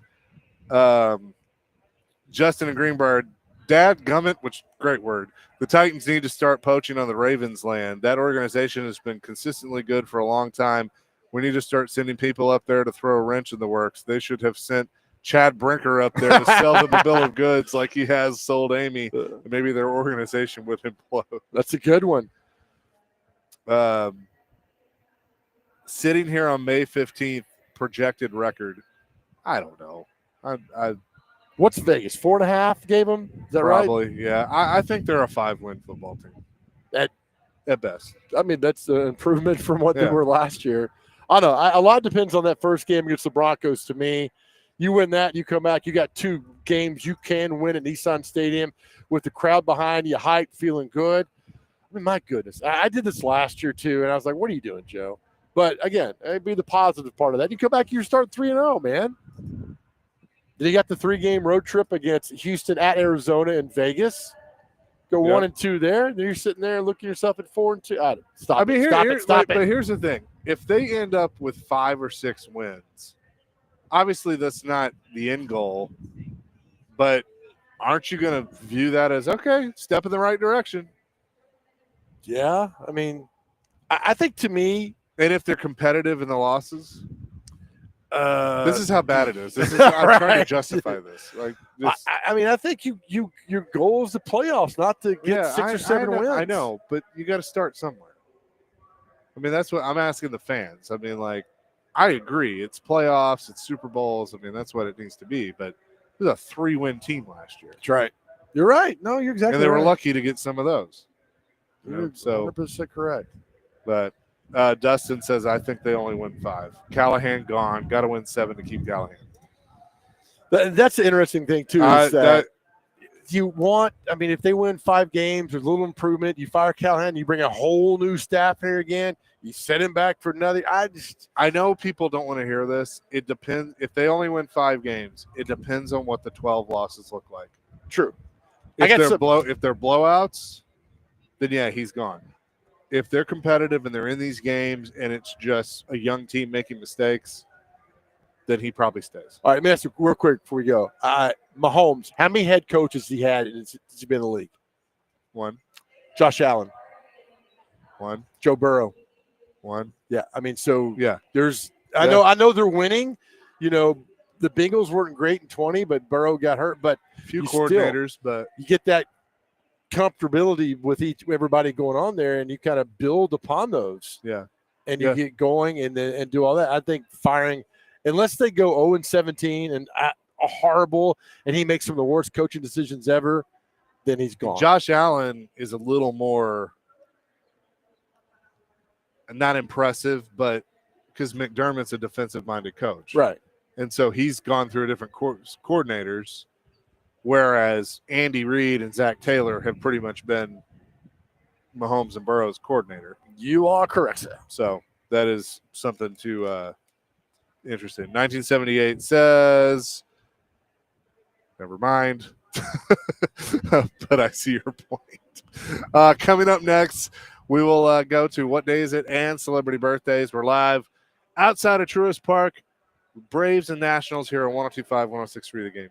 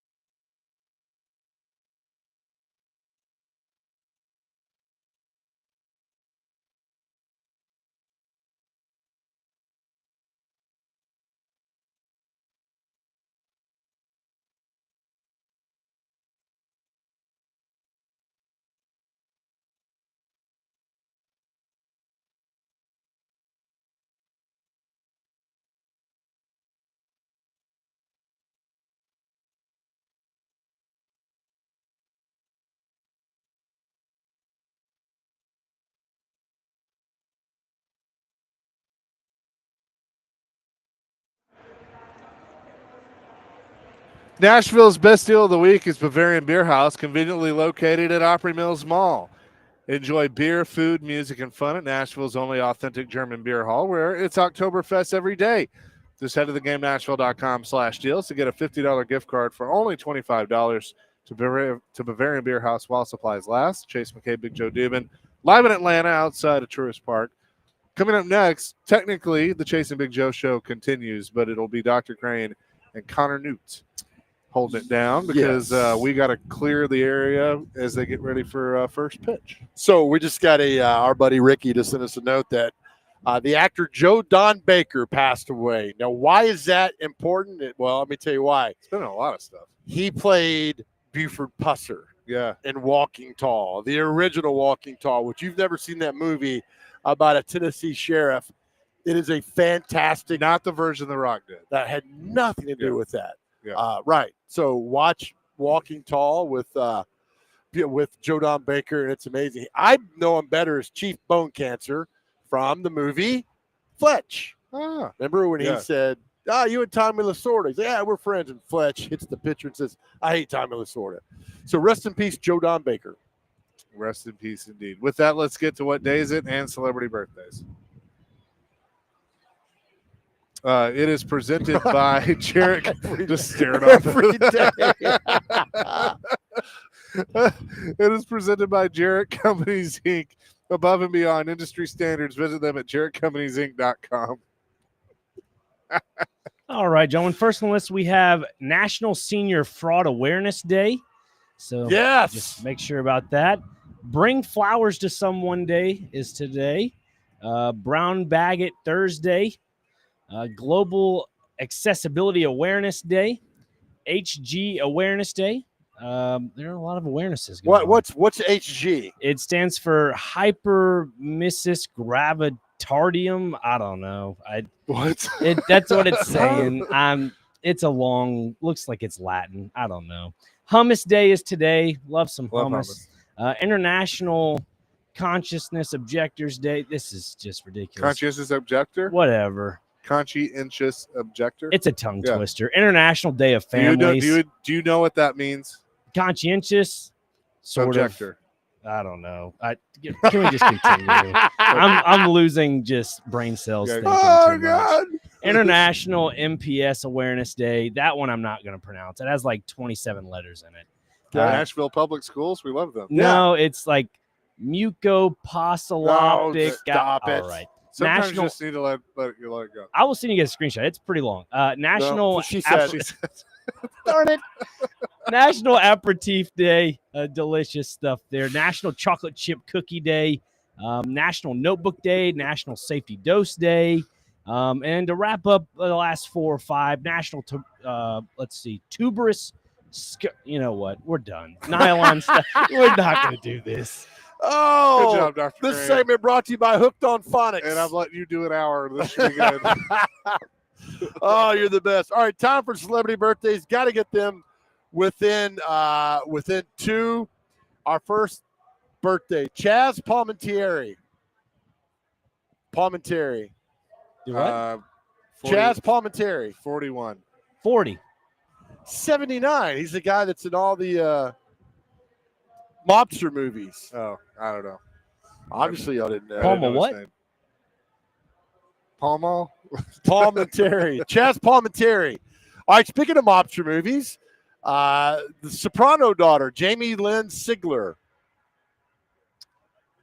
38. Ooh, 42. 44. Dr. Crane's on the board. Well done there, buddy. Let's see what this is. Not a lot of celebrities on the entertainment side. All right, let's go down here. Actor singer Lenny Kazan. Lenny Kazan. What does she sing? She sings that one song that was in that one show. Oh, thanks. 28. 30. 83. Nice. Rapper Melly Mel of Grandmaster Flash and the Furious 5. 63. 65. 64. That's a push. Actor David Charvet of Melrose Place. Yeah. 64. 62. 53. Guitar player. He might have been at our station last week. Guitar player for Shinedown, Nick Perry. 46. 41. 41 exactly. Dr. Crane's up 3-0. Lead guitar player for Cage the Elephant, Brad Schultz. 42. 48. 43. Chasers on the board. It's 3-1. Oh, we got some good sports birthdays. One of my favorite baseball players of all time missed a game in the 1980 World Series because he had hemorrhoids. George Brett. How old is George Brett today? 64. 67. 72. Wow. Dan Patrick, who you can hear where, Chase? On Sports Talk 8:30 a.m. Dan Patrick is 63. 67. 69. Nick's up 4-1. John Smoltz. Today is John Wow. Smoltz's birthday. 52. 55. 58. The great all-time leader running back in yards, Emmitt Smith. Two of my heroes. 60. 67. 56. Heisman Trophy winner Desmond Howard, who is terrible on game day. 55. 52. 55 exactly. It's 4-3, Dr. Crane. Rod Smith, former Denver Bronco wide receiver who caught a couple big touchdowns in the Super Bowl versus the Falcons. Rod Smith. 58. 59. 55. Ray Lewis. Either one of you two want to take a stab at it? Oh, Shut up. 47. I might poke at this one. I'm going to go 51. He is 50. Dr. Crane's up 5-3. Down to our last two. Tennis player Andy Murray. English tennis player Andy Murray. 50. 43. 38. Our last birthday. Dr. Crane's up 5-3. Ryan Leaf. The much maligned quarterback who found redemption. Ryan Leaf. 51. 55. Why are you yawning? Do I? What? Is it that bad you have to yawn on air? I'll wake him up 55. for you. Don't worry. Good Lord. He's 49, but that is not good enough. Dr. Crane, you win 5-4. Thank you, gentlemen. Congratulations. Why Dr. need Crane. phonics when you can win at celebrity birthdays? Yeah, something. Wow. Did we put you to sleep? I mean, is that? Thank you. Look, Jake Waldman's here. Oh, my Lord. Oh, it is him. Hey, Jake. That's going to do it for Got 1,000 questions for Chase. Here he is. That's going to do it for us. Hey, we might be on the road, but listen, doesn't mean the fact that we do not love you guys or love our audience. And to the guys out there, we say it all the time. If you are struggling and hurting, please talk to somebody. We are here for you. You can call or text on your cell phone, 988. Somebody's always there to talk to you. Somebody's always there to talk to you. No matter what you're going through, you have to talk to somebody. Please do that. Know that if something happened to you, you'd be tremendously missed. That's why we tell you guys every show that you are tremendously loved. We mean it 100%. Not only do we love you, more importantly, more than anything else in this world, God loves you. Amen to that. Nick and Connor will take it home. They're coming up next. 102.5, 106.3 The Game.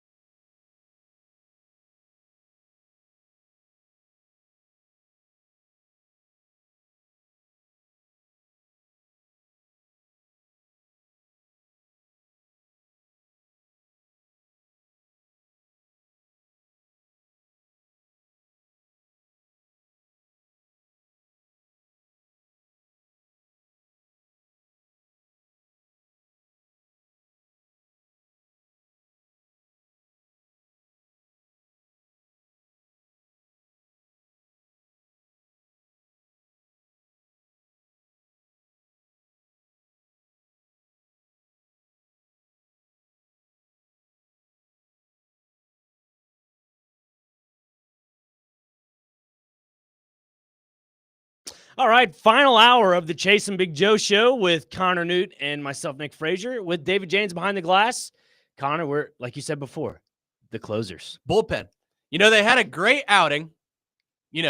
6 innings, 7 strikeouts, no runs allowed. We're just here to reel it in.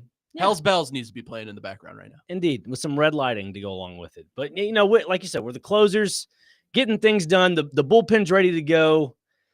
And I think the best place to start out of the bullpen is the Titans schedule. You're here. We can finally get your 2 cents about it. You like it? Do you love it? You hate it? What is it for you? Do I want some more of it? Maybe. It's definitely a last place schedule. We'll say that.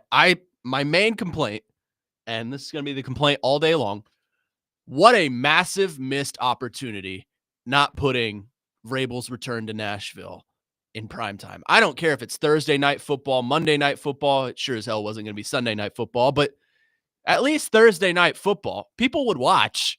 There's so many storylines going into that game. I think it's a massive missed opportunity to put it here at noon. I feel like you could have put it 7:15 on a Thursday. The city would have stopped for that game. And it's on national television. People would watch. The Patriots have a decent following too. They may not be a very good team this year, but people are going to watch to see how the Vrabel era starts out. I feel like you could have put that game on national television and, fit the criteria of the Titans need a primetime game. I also think it's kind of a slap in the face to not have your number 1 overall pick in primetime this season. For at least one game. For one game. It's kind of crazy. And I will say this, too, about that New England game you're talking about. The first hour, I don't know if anybody heard Chase and McJoe talking about flexing the schedule a little bit. From what I saw online, if you play an afternoon Sunday game, that's easier to flex than a noon game. I think it's more probable for that to happen. But like you said, with this being a noon game on a Sunday, you can't flex that out. And say both teams are at above 500 records. Say the Titans are, 3-2 or whatever that is, 3-3. According to the interwebs, the last time a number 1 overall pick did not have a primetime game was in 2015, Jameis Winston. Before that, Peyton Manning. Really? Yes. Before that, Troy Aikman. Before that, Jeff George. So what that tells me is everything we've been saying. Either Cam Ward's going to be a generational quarterback or he's going to be a bust. Because literally right there, down the middle, you got Peyton Manning, you got Troy Aikman, and then you got Jameis Winston, Jeff George. Nothing crazy. That's just how I see it. Enough to bring in the numbers? Yeah. I don't know. Looking at this schedule, I think it's a 5 to 6 win schedule on paper. I think they could sweep the Jaguars, to be honest with you. Really? Yes. Interesting. As low as the Titans are, I think the Jaguars are lower. I think they're more dysfunctional. They always seem to pull one out against the Colts, so I could see that happening. That's 3. I could see them winning at Arizona. I could see them winning here at home against New England. So that's 5. Let's see. The Browns, I think, is a winnable game. The Saints, I think, is a winnable game. They're not going to win both of those. I'm setting my expectations really high for a really bad team. But I think it's a winnable schedule to the extent of you can improve off your 3 wins from last year. And I think Brian Callahan with this group, I think he's coaching for his job. I heard Chase say this earlier, it's the not for long league. Brian Callahan has to go into this season with the mentality of not for long. If he wants to keep his job, he's going to have to show some improvement. And Chase hit on it too. It depends on the margin of losses for these big losses. If it's a close loss, say 24-21, and the young guys show good stuff, and Cam Ward is out there slinging it for 275 and 3 touchdowns, no picks, then yeah, I would 100% keep Brian Callahan, because I've said it before. You commit to Cam Ward, I think you need to commit to Brian Callahan too, because he is the quarterback guru that you've hired on paper. And you're not going to fire a guy midway through a quarterback's progression. I don't think that's fair to the quarterback. I don't think that's fair to the coach. But as we know, the owner has a quick trigger, to say the least. Yeah, I think Chase and Joe brought it up. They talked about, when Mike Vrabel does come to town, say the Titans do lose in a big fashion. Could that be almost like a Philadelphia John Robinson fireable offense type game, and maybe so. Like to the point of winning 5 games, yes, that shows progress. But you make a great point about margins of the loss. If it's a 1 possession loss, then yeah, you can give him a little bit extra leeway. But if it's not, dog, I've been saying it from the get go. Like if it's like a 4-win season or a 5-win season and you're losing by double digits, I'm sorry, you got to move on. Let me rephrase. Dustin in Hopkinsville is on me right now. I don't expect the Titans to win any of these. I said I could see them winning. It's a possibility. Sarcasm is still a thing. What? I realize we've had a problem with that on this show today, but sarcasm is a thing. I'm not saying the Titans are going to go in and win every single one of these games. I'm saying I see a possibility where they could. I see a world where they pull one out against the Colts here at home or in Indy. They usually win in Indy, actually. Yeah. I see a Oddly enough. I see a world where the Titans sweep the Jags because the Jags are awful. I see a world where they go in and win one on the road they're not supposed to, like a Cleveland or, I don't know, Arizona. Something like a lower echelon team that they're not supposed to beat. Not that they're that much better, but still, a game they're not going to be favored in. They go in and pull off the upset. I could see it because what do I always say? I could finally bring back this phrase. Titans are going to tighten. Titans are going to tighten. And I want that phrase coined because a lot of people on this station use it and I don't get the credit for it. I'm putting the copyright out right now. Next time you say it, you got to tell them Connor Newt said it. Connor Newt said so. Yeah, that's it. Because that's the bottom line. You bingo. Newt 316 says. What are your sources? My sources are me, myself, and I, and the rest of them can screw off. Easy now, easy. This is a family show, dude. Come on. I'll say this about the Titans' first 4 games. Looking at it, it really comes down to week 1. I know that sounds kind of nuts if you look at the first 4 games because the Denver Broncos, to me, would be a tone-setting game. If they lose that game, they lose against the Rams. And then after that, that's where either, you either catch the momentum of the team or you don't. And that game against the Colts, it's a toss-up. I'd say it's a coin flip. Mm-hmm. Almost every year when the Titans play in the division, especially against the Colts, it's normally a coin flip. Now at home, when they play them at Nissan Stadium, kind of a different story. I think the Colts kind of have their number from time to time. But, if they end up beating the Denver Broncos in week 1 and then, probably losing to the Rams in week 2, then I think you're able to go into week 3, 1-1, and possibly have the momentum to go 2-1. And then maybe sneak a game in Houston and go 3-1. I heard you guys talking about will there be a massive fan takeover from another team here at Nissan. I could see New England taking over. I could definitely see the Chiefs are coming. I know a lot of Chiefs fans, and a lot of them are planning to go, especially the day before, or 4 days before Christmas. The Chiefs play again that day. I could see them traveling down here and taking over, especially if the Titans are bad, because you know what that means? It means the tickets are going to get cheaper for the Titans games. Chiefs fans are going to buy them up. Well, it also is around the holiday season, so you never know. That might be a holiday present for some. And you make a good point with it being 4 days before Christmas. With teams that have a high profile like the Cowboys and the Chiefs, I'm not saying if it does come to this, the Chiefs would rest some players when it comes to later in the season when you have a 4-day span of we got to turn right around and go to Dallas or something like that. But that's a marquee matchup. Right. They could be looking forward to that more so than it's the Titans. I mean, right. And it all depends on, the record, obviously. Right. But I think that's something to keep your eye on where the Titans could squeak away a win there. But I mean, you do make a good point about the Jaguars possibly sweeping them. That might be a good option. And then the Saints, I think, are just a depleted team now to where the Titans could easily grab a win at home there. Yeah, I'm getting lit up on the text line because oh boy, we still don't understand sarcasm. Did I say on paper? You did. Say I said the word on paper about Brian Callahan being a quarterback guru. I didn't say he was 100% a quarterback guru. I said on paper he is the one that you hired to be a quarterback guru. That's not saying he is, but it's on paper. Now, I understand the Vrabel special. I know he's probably got this game circled. Mm-hmm. Again, I didn't say I expect them to win. I said I see a world where they possibly could. Right. I mean, I don't know how to be much clearer than that. In one game that I mentioned to Chase and Big Joe is after the bye week is Houston. If you can set the tone and beat Houston at home after the bye week, I think that sets you up for a better opportunity. Say the Titans are on a 500 record or above 500 record, that could set you up for a potential playoff spot and give you obviously the advantage in the South.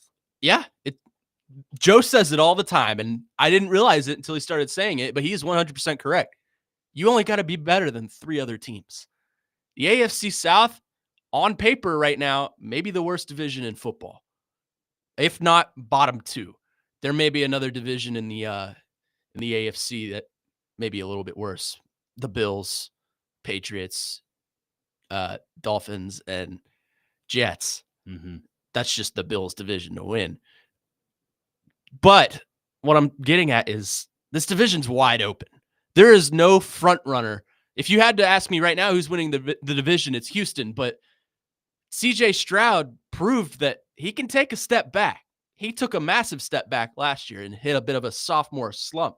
Yeah, but also too, and I think a lot of people, I don't know if they realize this or not, but when you give a second-round pick in Jaden Higgins, your wide receiver you get out of Iowa State, a guaranteed contract, I think they see a lot of upside with this kid, and especially, being paired with Nico Collins out there as well. Obviously, Tank Dell is recovering from his gruesome injury from last season, but that is a wide receiver tandem you have to watch out for, honestly. Yeah, and they got better. They drafted wide receivers this year. They took the right wide receiver off the board that I wanted, and that's Jaden Higgins out of Iowa State. I thought he would be a great fit here. That is an interesting thing I want to get into later on, though, is the Titans wide receiver room. What is going to happen there? We got a lot of young pieces. We got some old guys that I don't know how long the wheels stay on. That's definitely a key to what the Titans want to do this year. And if they can get it right, they could win some games. If they could get it wrong, like as we saw last year, the quarterback doesn't have someone to throw the ball to, it's pretty much wraps. Yeah, you know what? Let's get into that next. Let's Okay. get into the wide receiver conversation. Let's do that. 615-737-1025. It's the Chase and Big Joe show here on 1025 The Game, sponsored by the Omni Nashville Hotel, talking Titans and wide receiver core on the other side.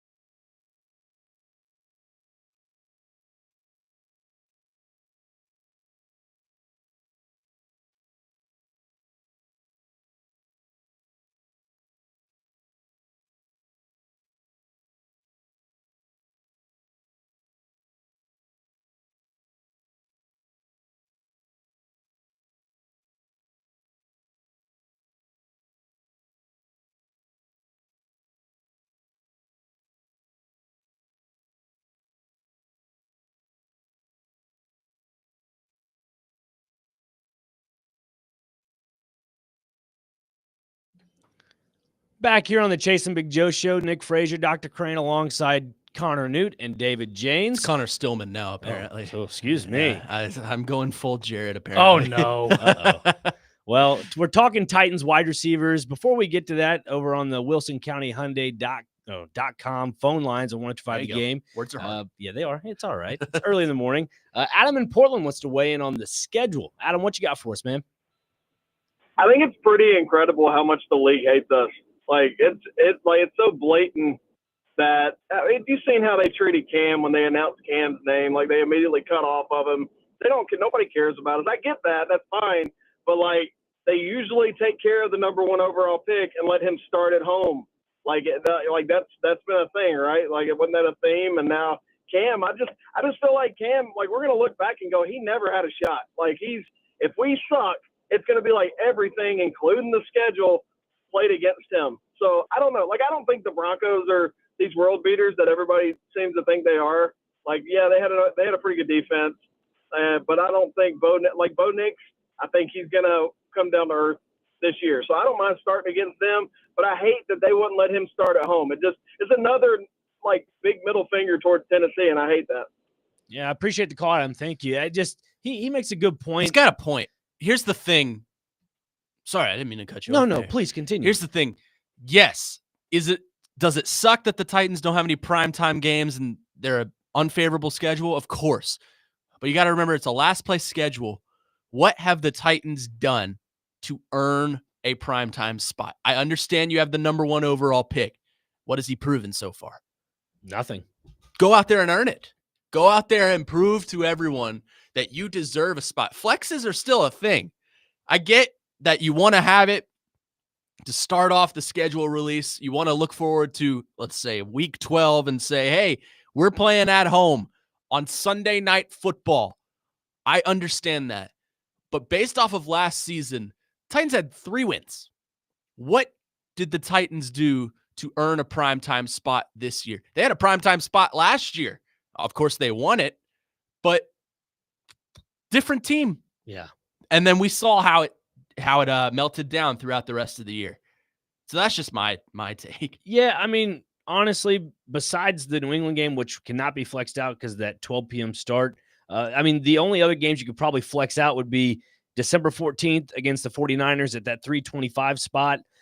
Week 8, I believe you can flex that out to a Sunday Night Football, but I doubt that would ever happen. It's the Colts. I don't think we'll ever see an AFC South game on Sunday Night Football.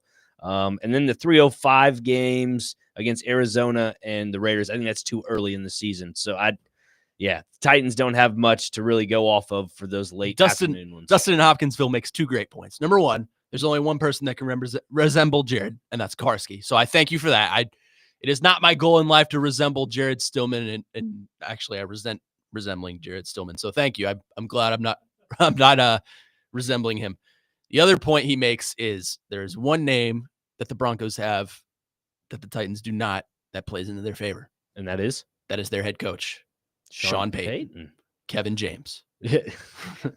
Yeah, that is pretty funny. I mean, that's right. They got Sean Payton, but I don't know. This Cortland Sutton, Bo Nix, I guess, combo chemistry, I think there's a lot to build off of that. And there's a little, Adam in hit my on, opinion, I'd say Adam hit on a point that I am 100% behind him on. Bo Nix is going to regress this year. I'm telling you. We'll see. It is going to happen. We'll see. I thought he was going to. He was the surprise of the league last year. He was. But guess what? Everyone's got film on you now. Same thing we said with CJ Stroud. Everyone has film on you now, and look how it turned out. Now, I understand that's just one example, but yeah. But like you said, though, they have Sean Payton. He's able to kind of switch things around. That is true. So let's go back to the phone lines. We have Kevin. Kevin, what do you got for us? Yeah, I just wanted to run a scenario by you. And believe me, don't be too hard on me because I know this is super unlikely. But what if Levis outperforms him in training camp? I mean, like if it's noticeable with a better line.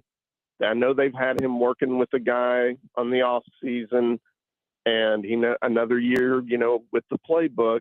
What if that happens? I mean, do you think there's any chance if he showed and it was clear that they would start him and sit Ward for a while?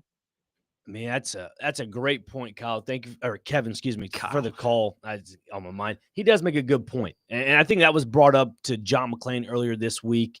I mean, yeah, Jim Wyatt mentioned it last week too. I mean, Levis has the opportunity to show up Cam Ward, and honestly, I think it's a good thing for the Titans if Will Levis were to potentially not beat out Cam Ward, but at the same time compete at a very neck and neck situation where they're pretty close in one to the other. Like, in my opinion, it increases his trade stock. Yep. That's the only thing I'm thinking. Words out of my mouth. Yeah. I was going to say there's no way that they don't start Cam Ward. You don't draft a quarterback number 101 overall.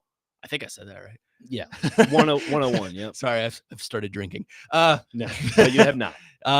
You don't draft a quarterback that high to not start him. I think if Levis noticeably outperforms like Kevin just said he would, I think that just increases his trade value. I think the Levis era in Tennessee is over. Yeah. I don't think we see him start in two-tone blue ever again.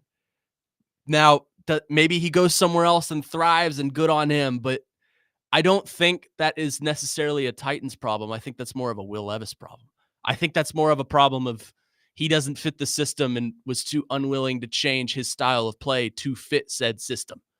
Yeah, I mean, you know how everybody's spoken on how Will Levis, he may not make the opening roster. Oh, he might be gone by training camp, whatever.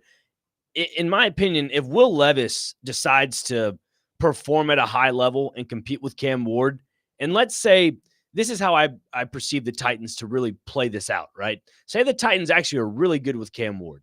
Say the Titans win their first 4 games, and they win by a handsome margin of 2 touchdowns, or I wouldn't say that's not handsome. Let's say 3 touchdowns, very unlikely. You give Will Levis some garbage time minutes in actual real reps in the regular season, and he performs well in those reps. Then at that point, there's more tape on Will Levis to be traded to another team that needs a serviceable quarterback. I think this training camp is Will Levis's audition tape for another team. Yeah. There's a certain team out below us in Louisiana that has 3 quarterbacks that has Chase.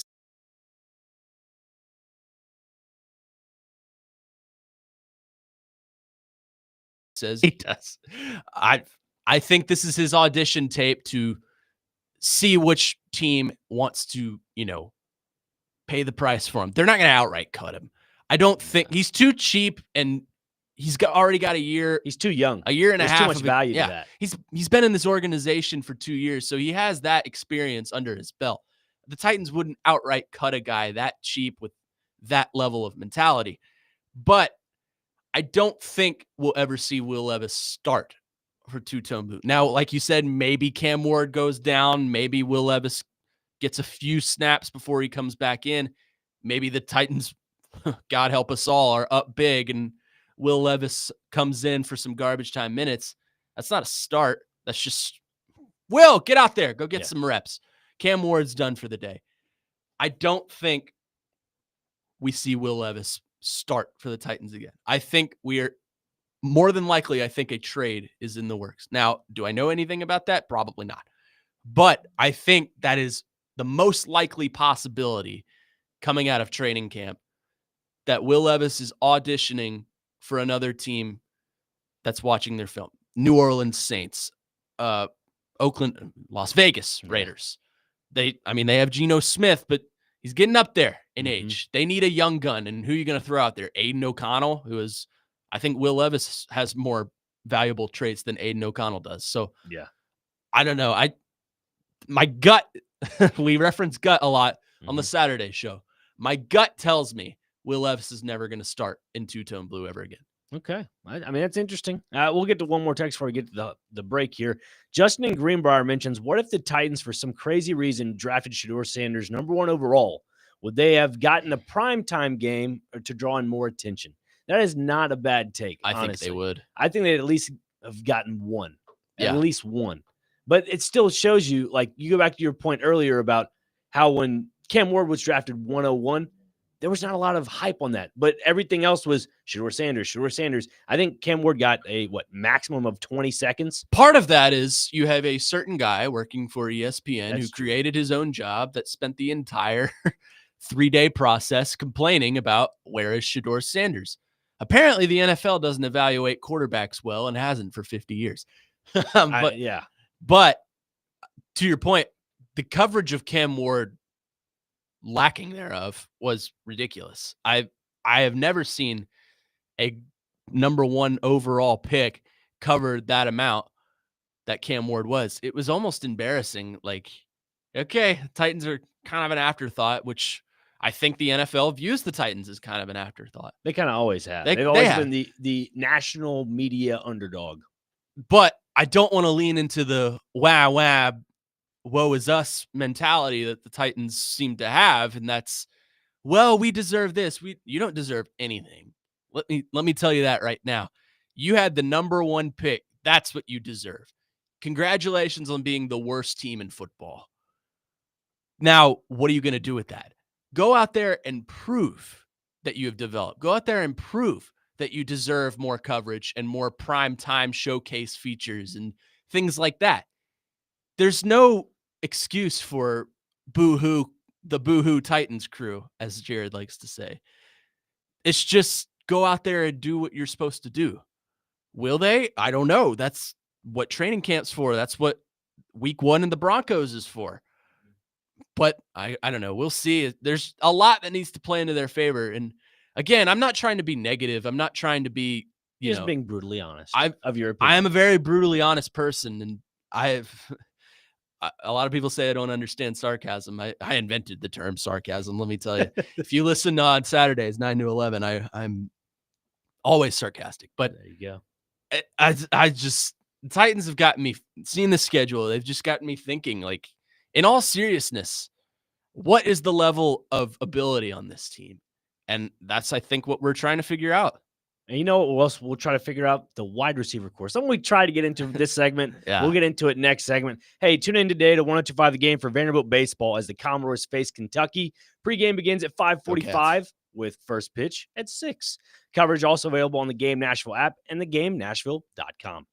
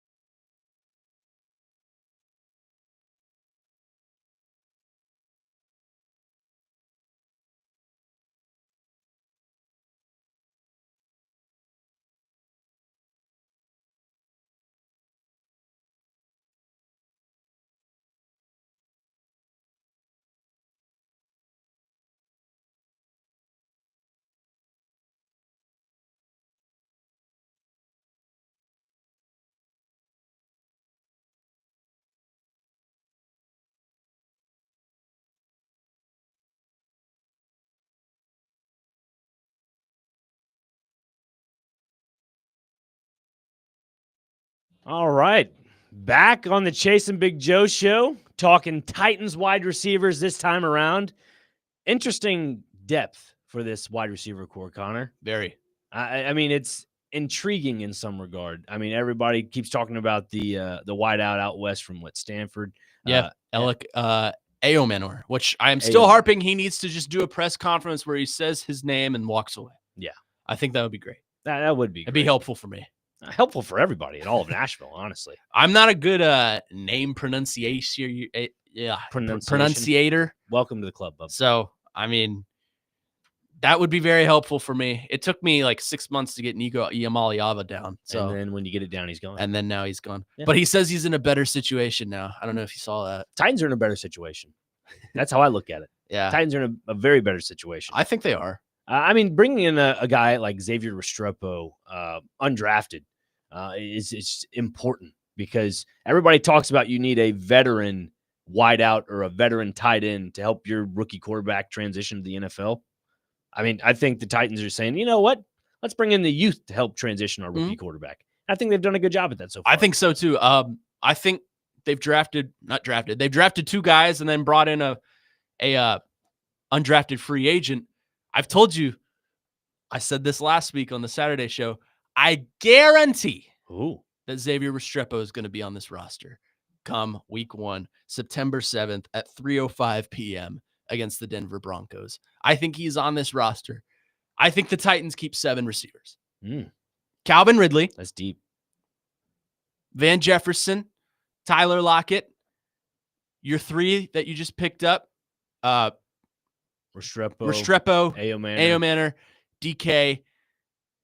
That's 6. Mm-hmm.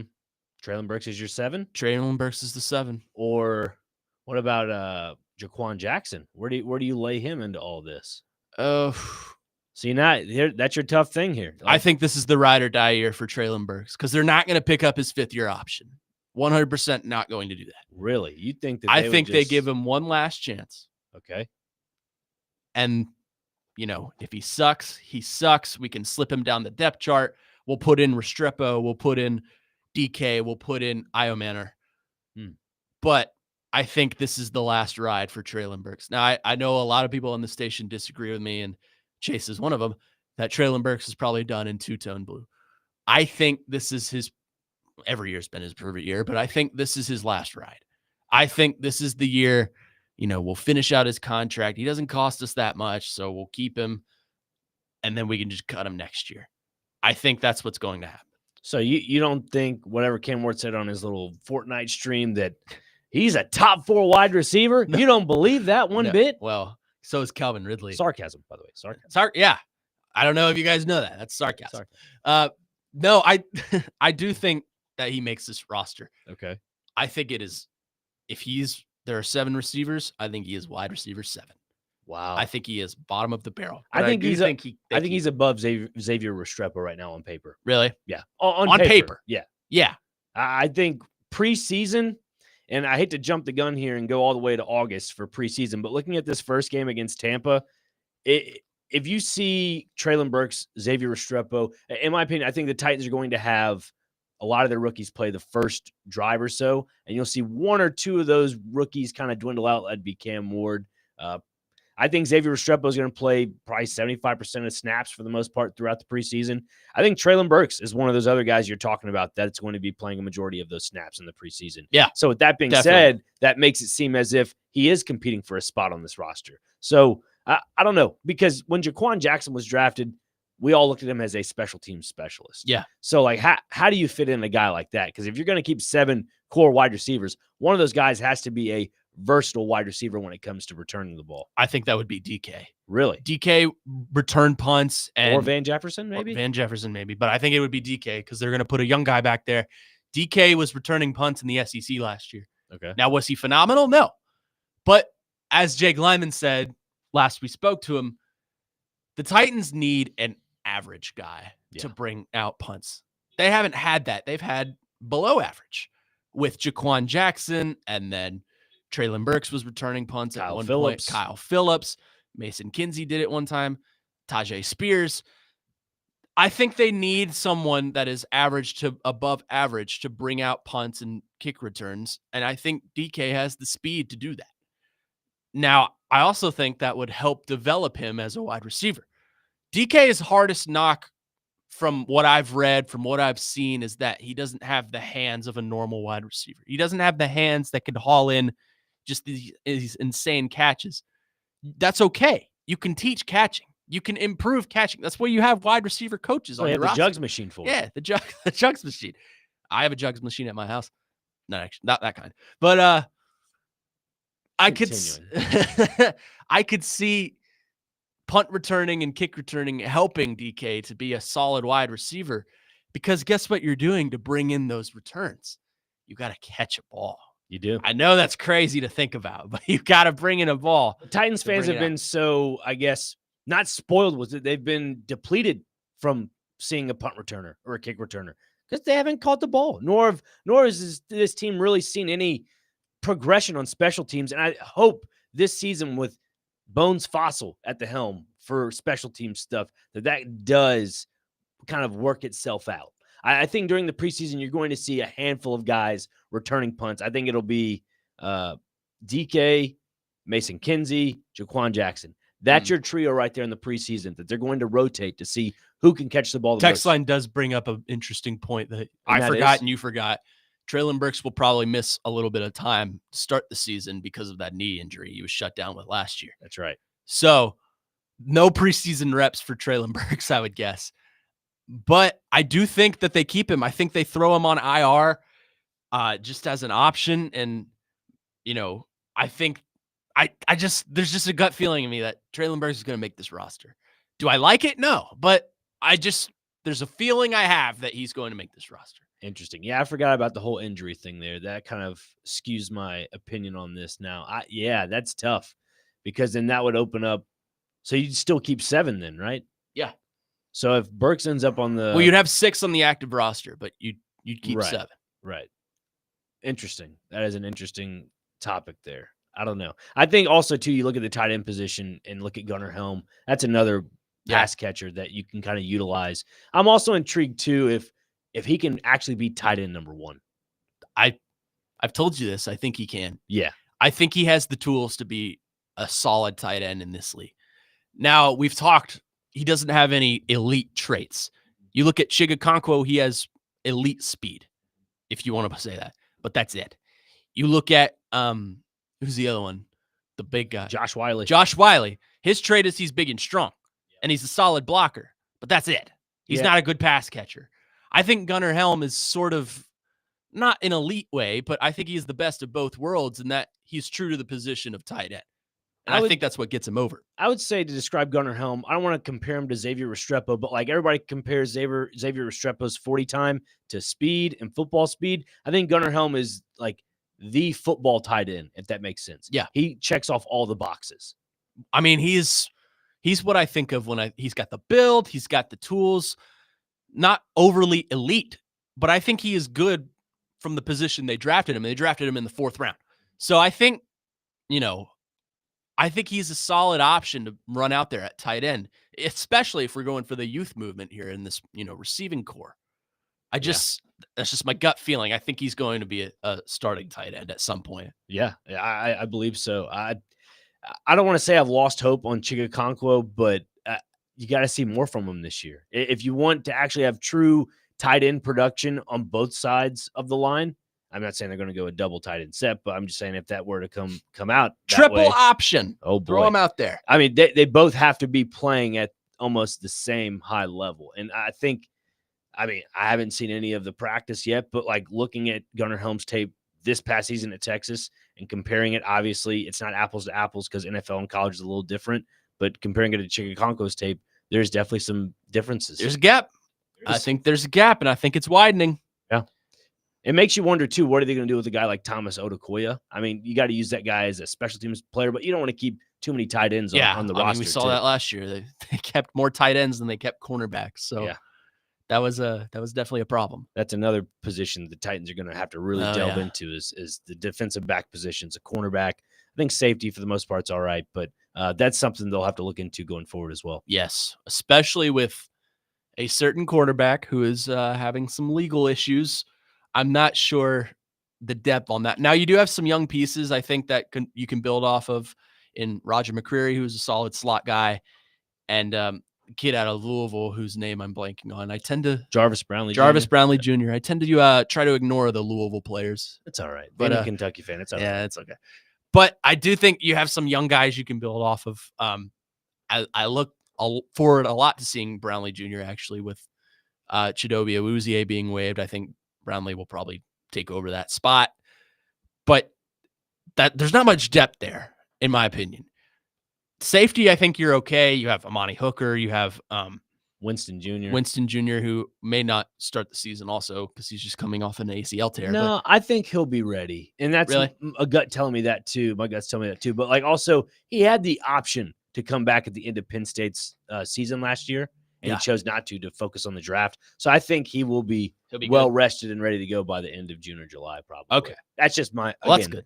Gut assumption. Don't know any inside information about that. I think we should bring back Caleb Farley, and I think we should bring him back as a slot receiver. That's an inside joke for the Saturday show. You have to listen to that. But that wasn't even a Saturday show. That was a fill-in. You're right. We were filling in for Stillman. Stilly. Yeah. The one more comment I want to make about the secondary, especially at cornerback, you mentioned the name Roger McCreary. For me, looking at Roger, I think it's he's done well with the Titans. He's done well. I think it's more of a prove-it year for him this year. I think the Titans really need to find a solidified corner they can have week in and week out. And I'm not trying to nitpick here, but at the same time, like he needs to have a really, really good year. Because like you said, we don't know the future of L'Jarius Sneed. Jarvis Brownlee Jr. has showed flashes of what he can be. This is a real big prove-it year for Roger McCreary, in my opinion. Can we get back into the schedule thing really quickly? Please. We can do it on the other side if you'd like. Okay. Let's do that because I have a tweet here that I want to read that puts a few things into context for some people. Okay. 615-737-1025 if you have a question and call or text. And we'll get into any of that on the other side of the Chase and McJoe Show. 1025-1063 The Game.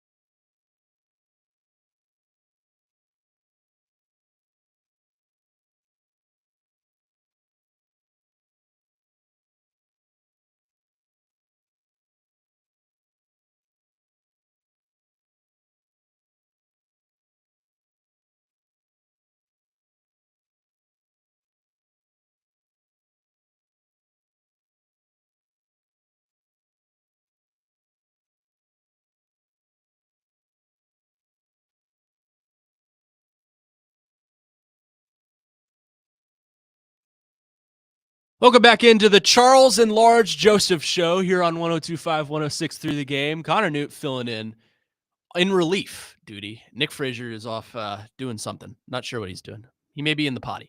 But I hear him yelling. But let's get back into the schedule. For context, the Titans do not have a primetime game this season.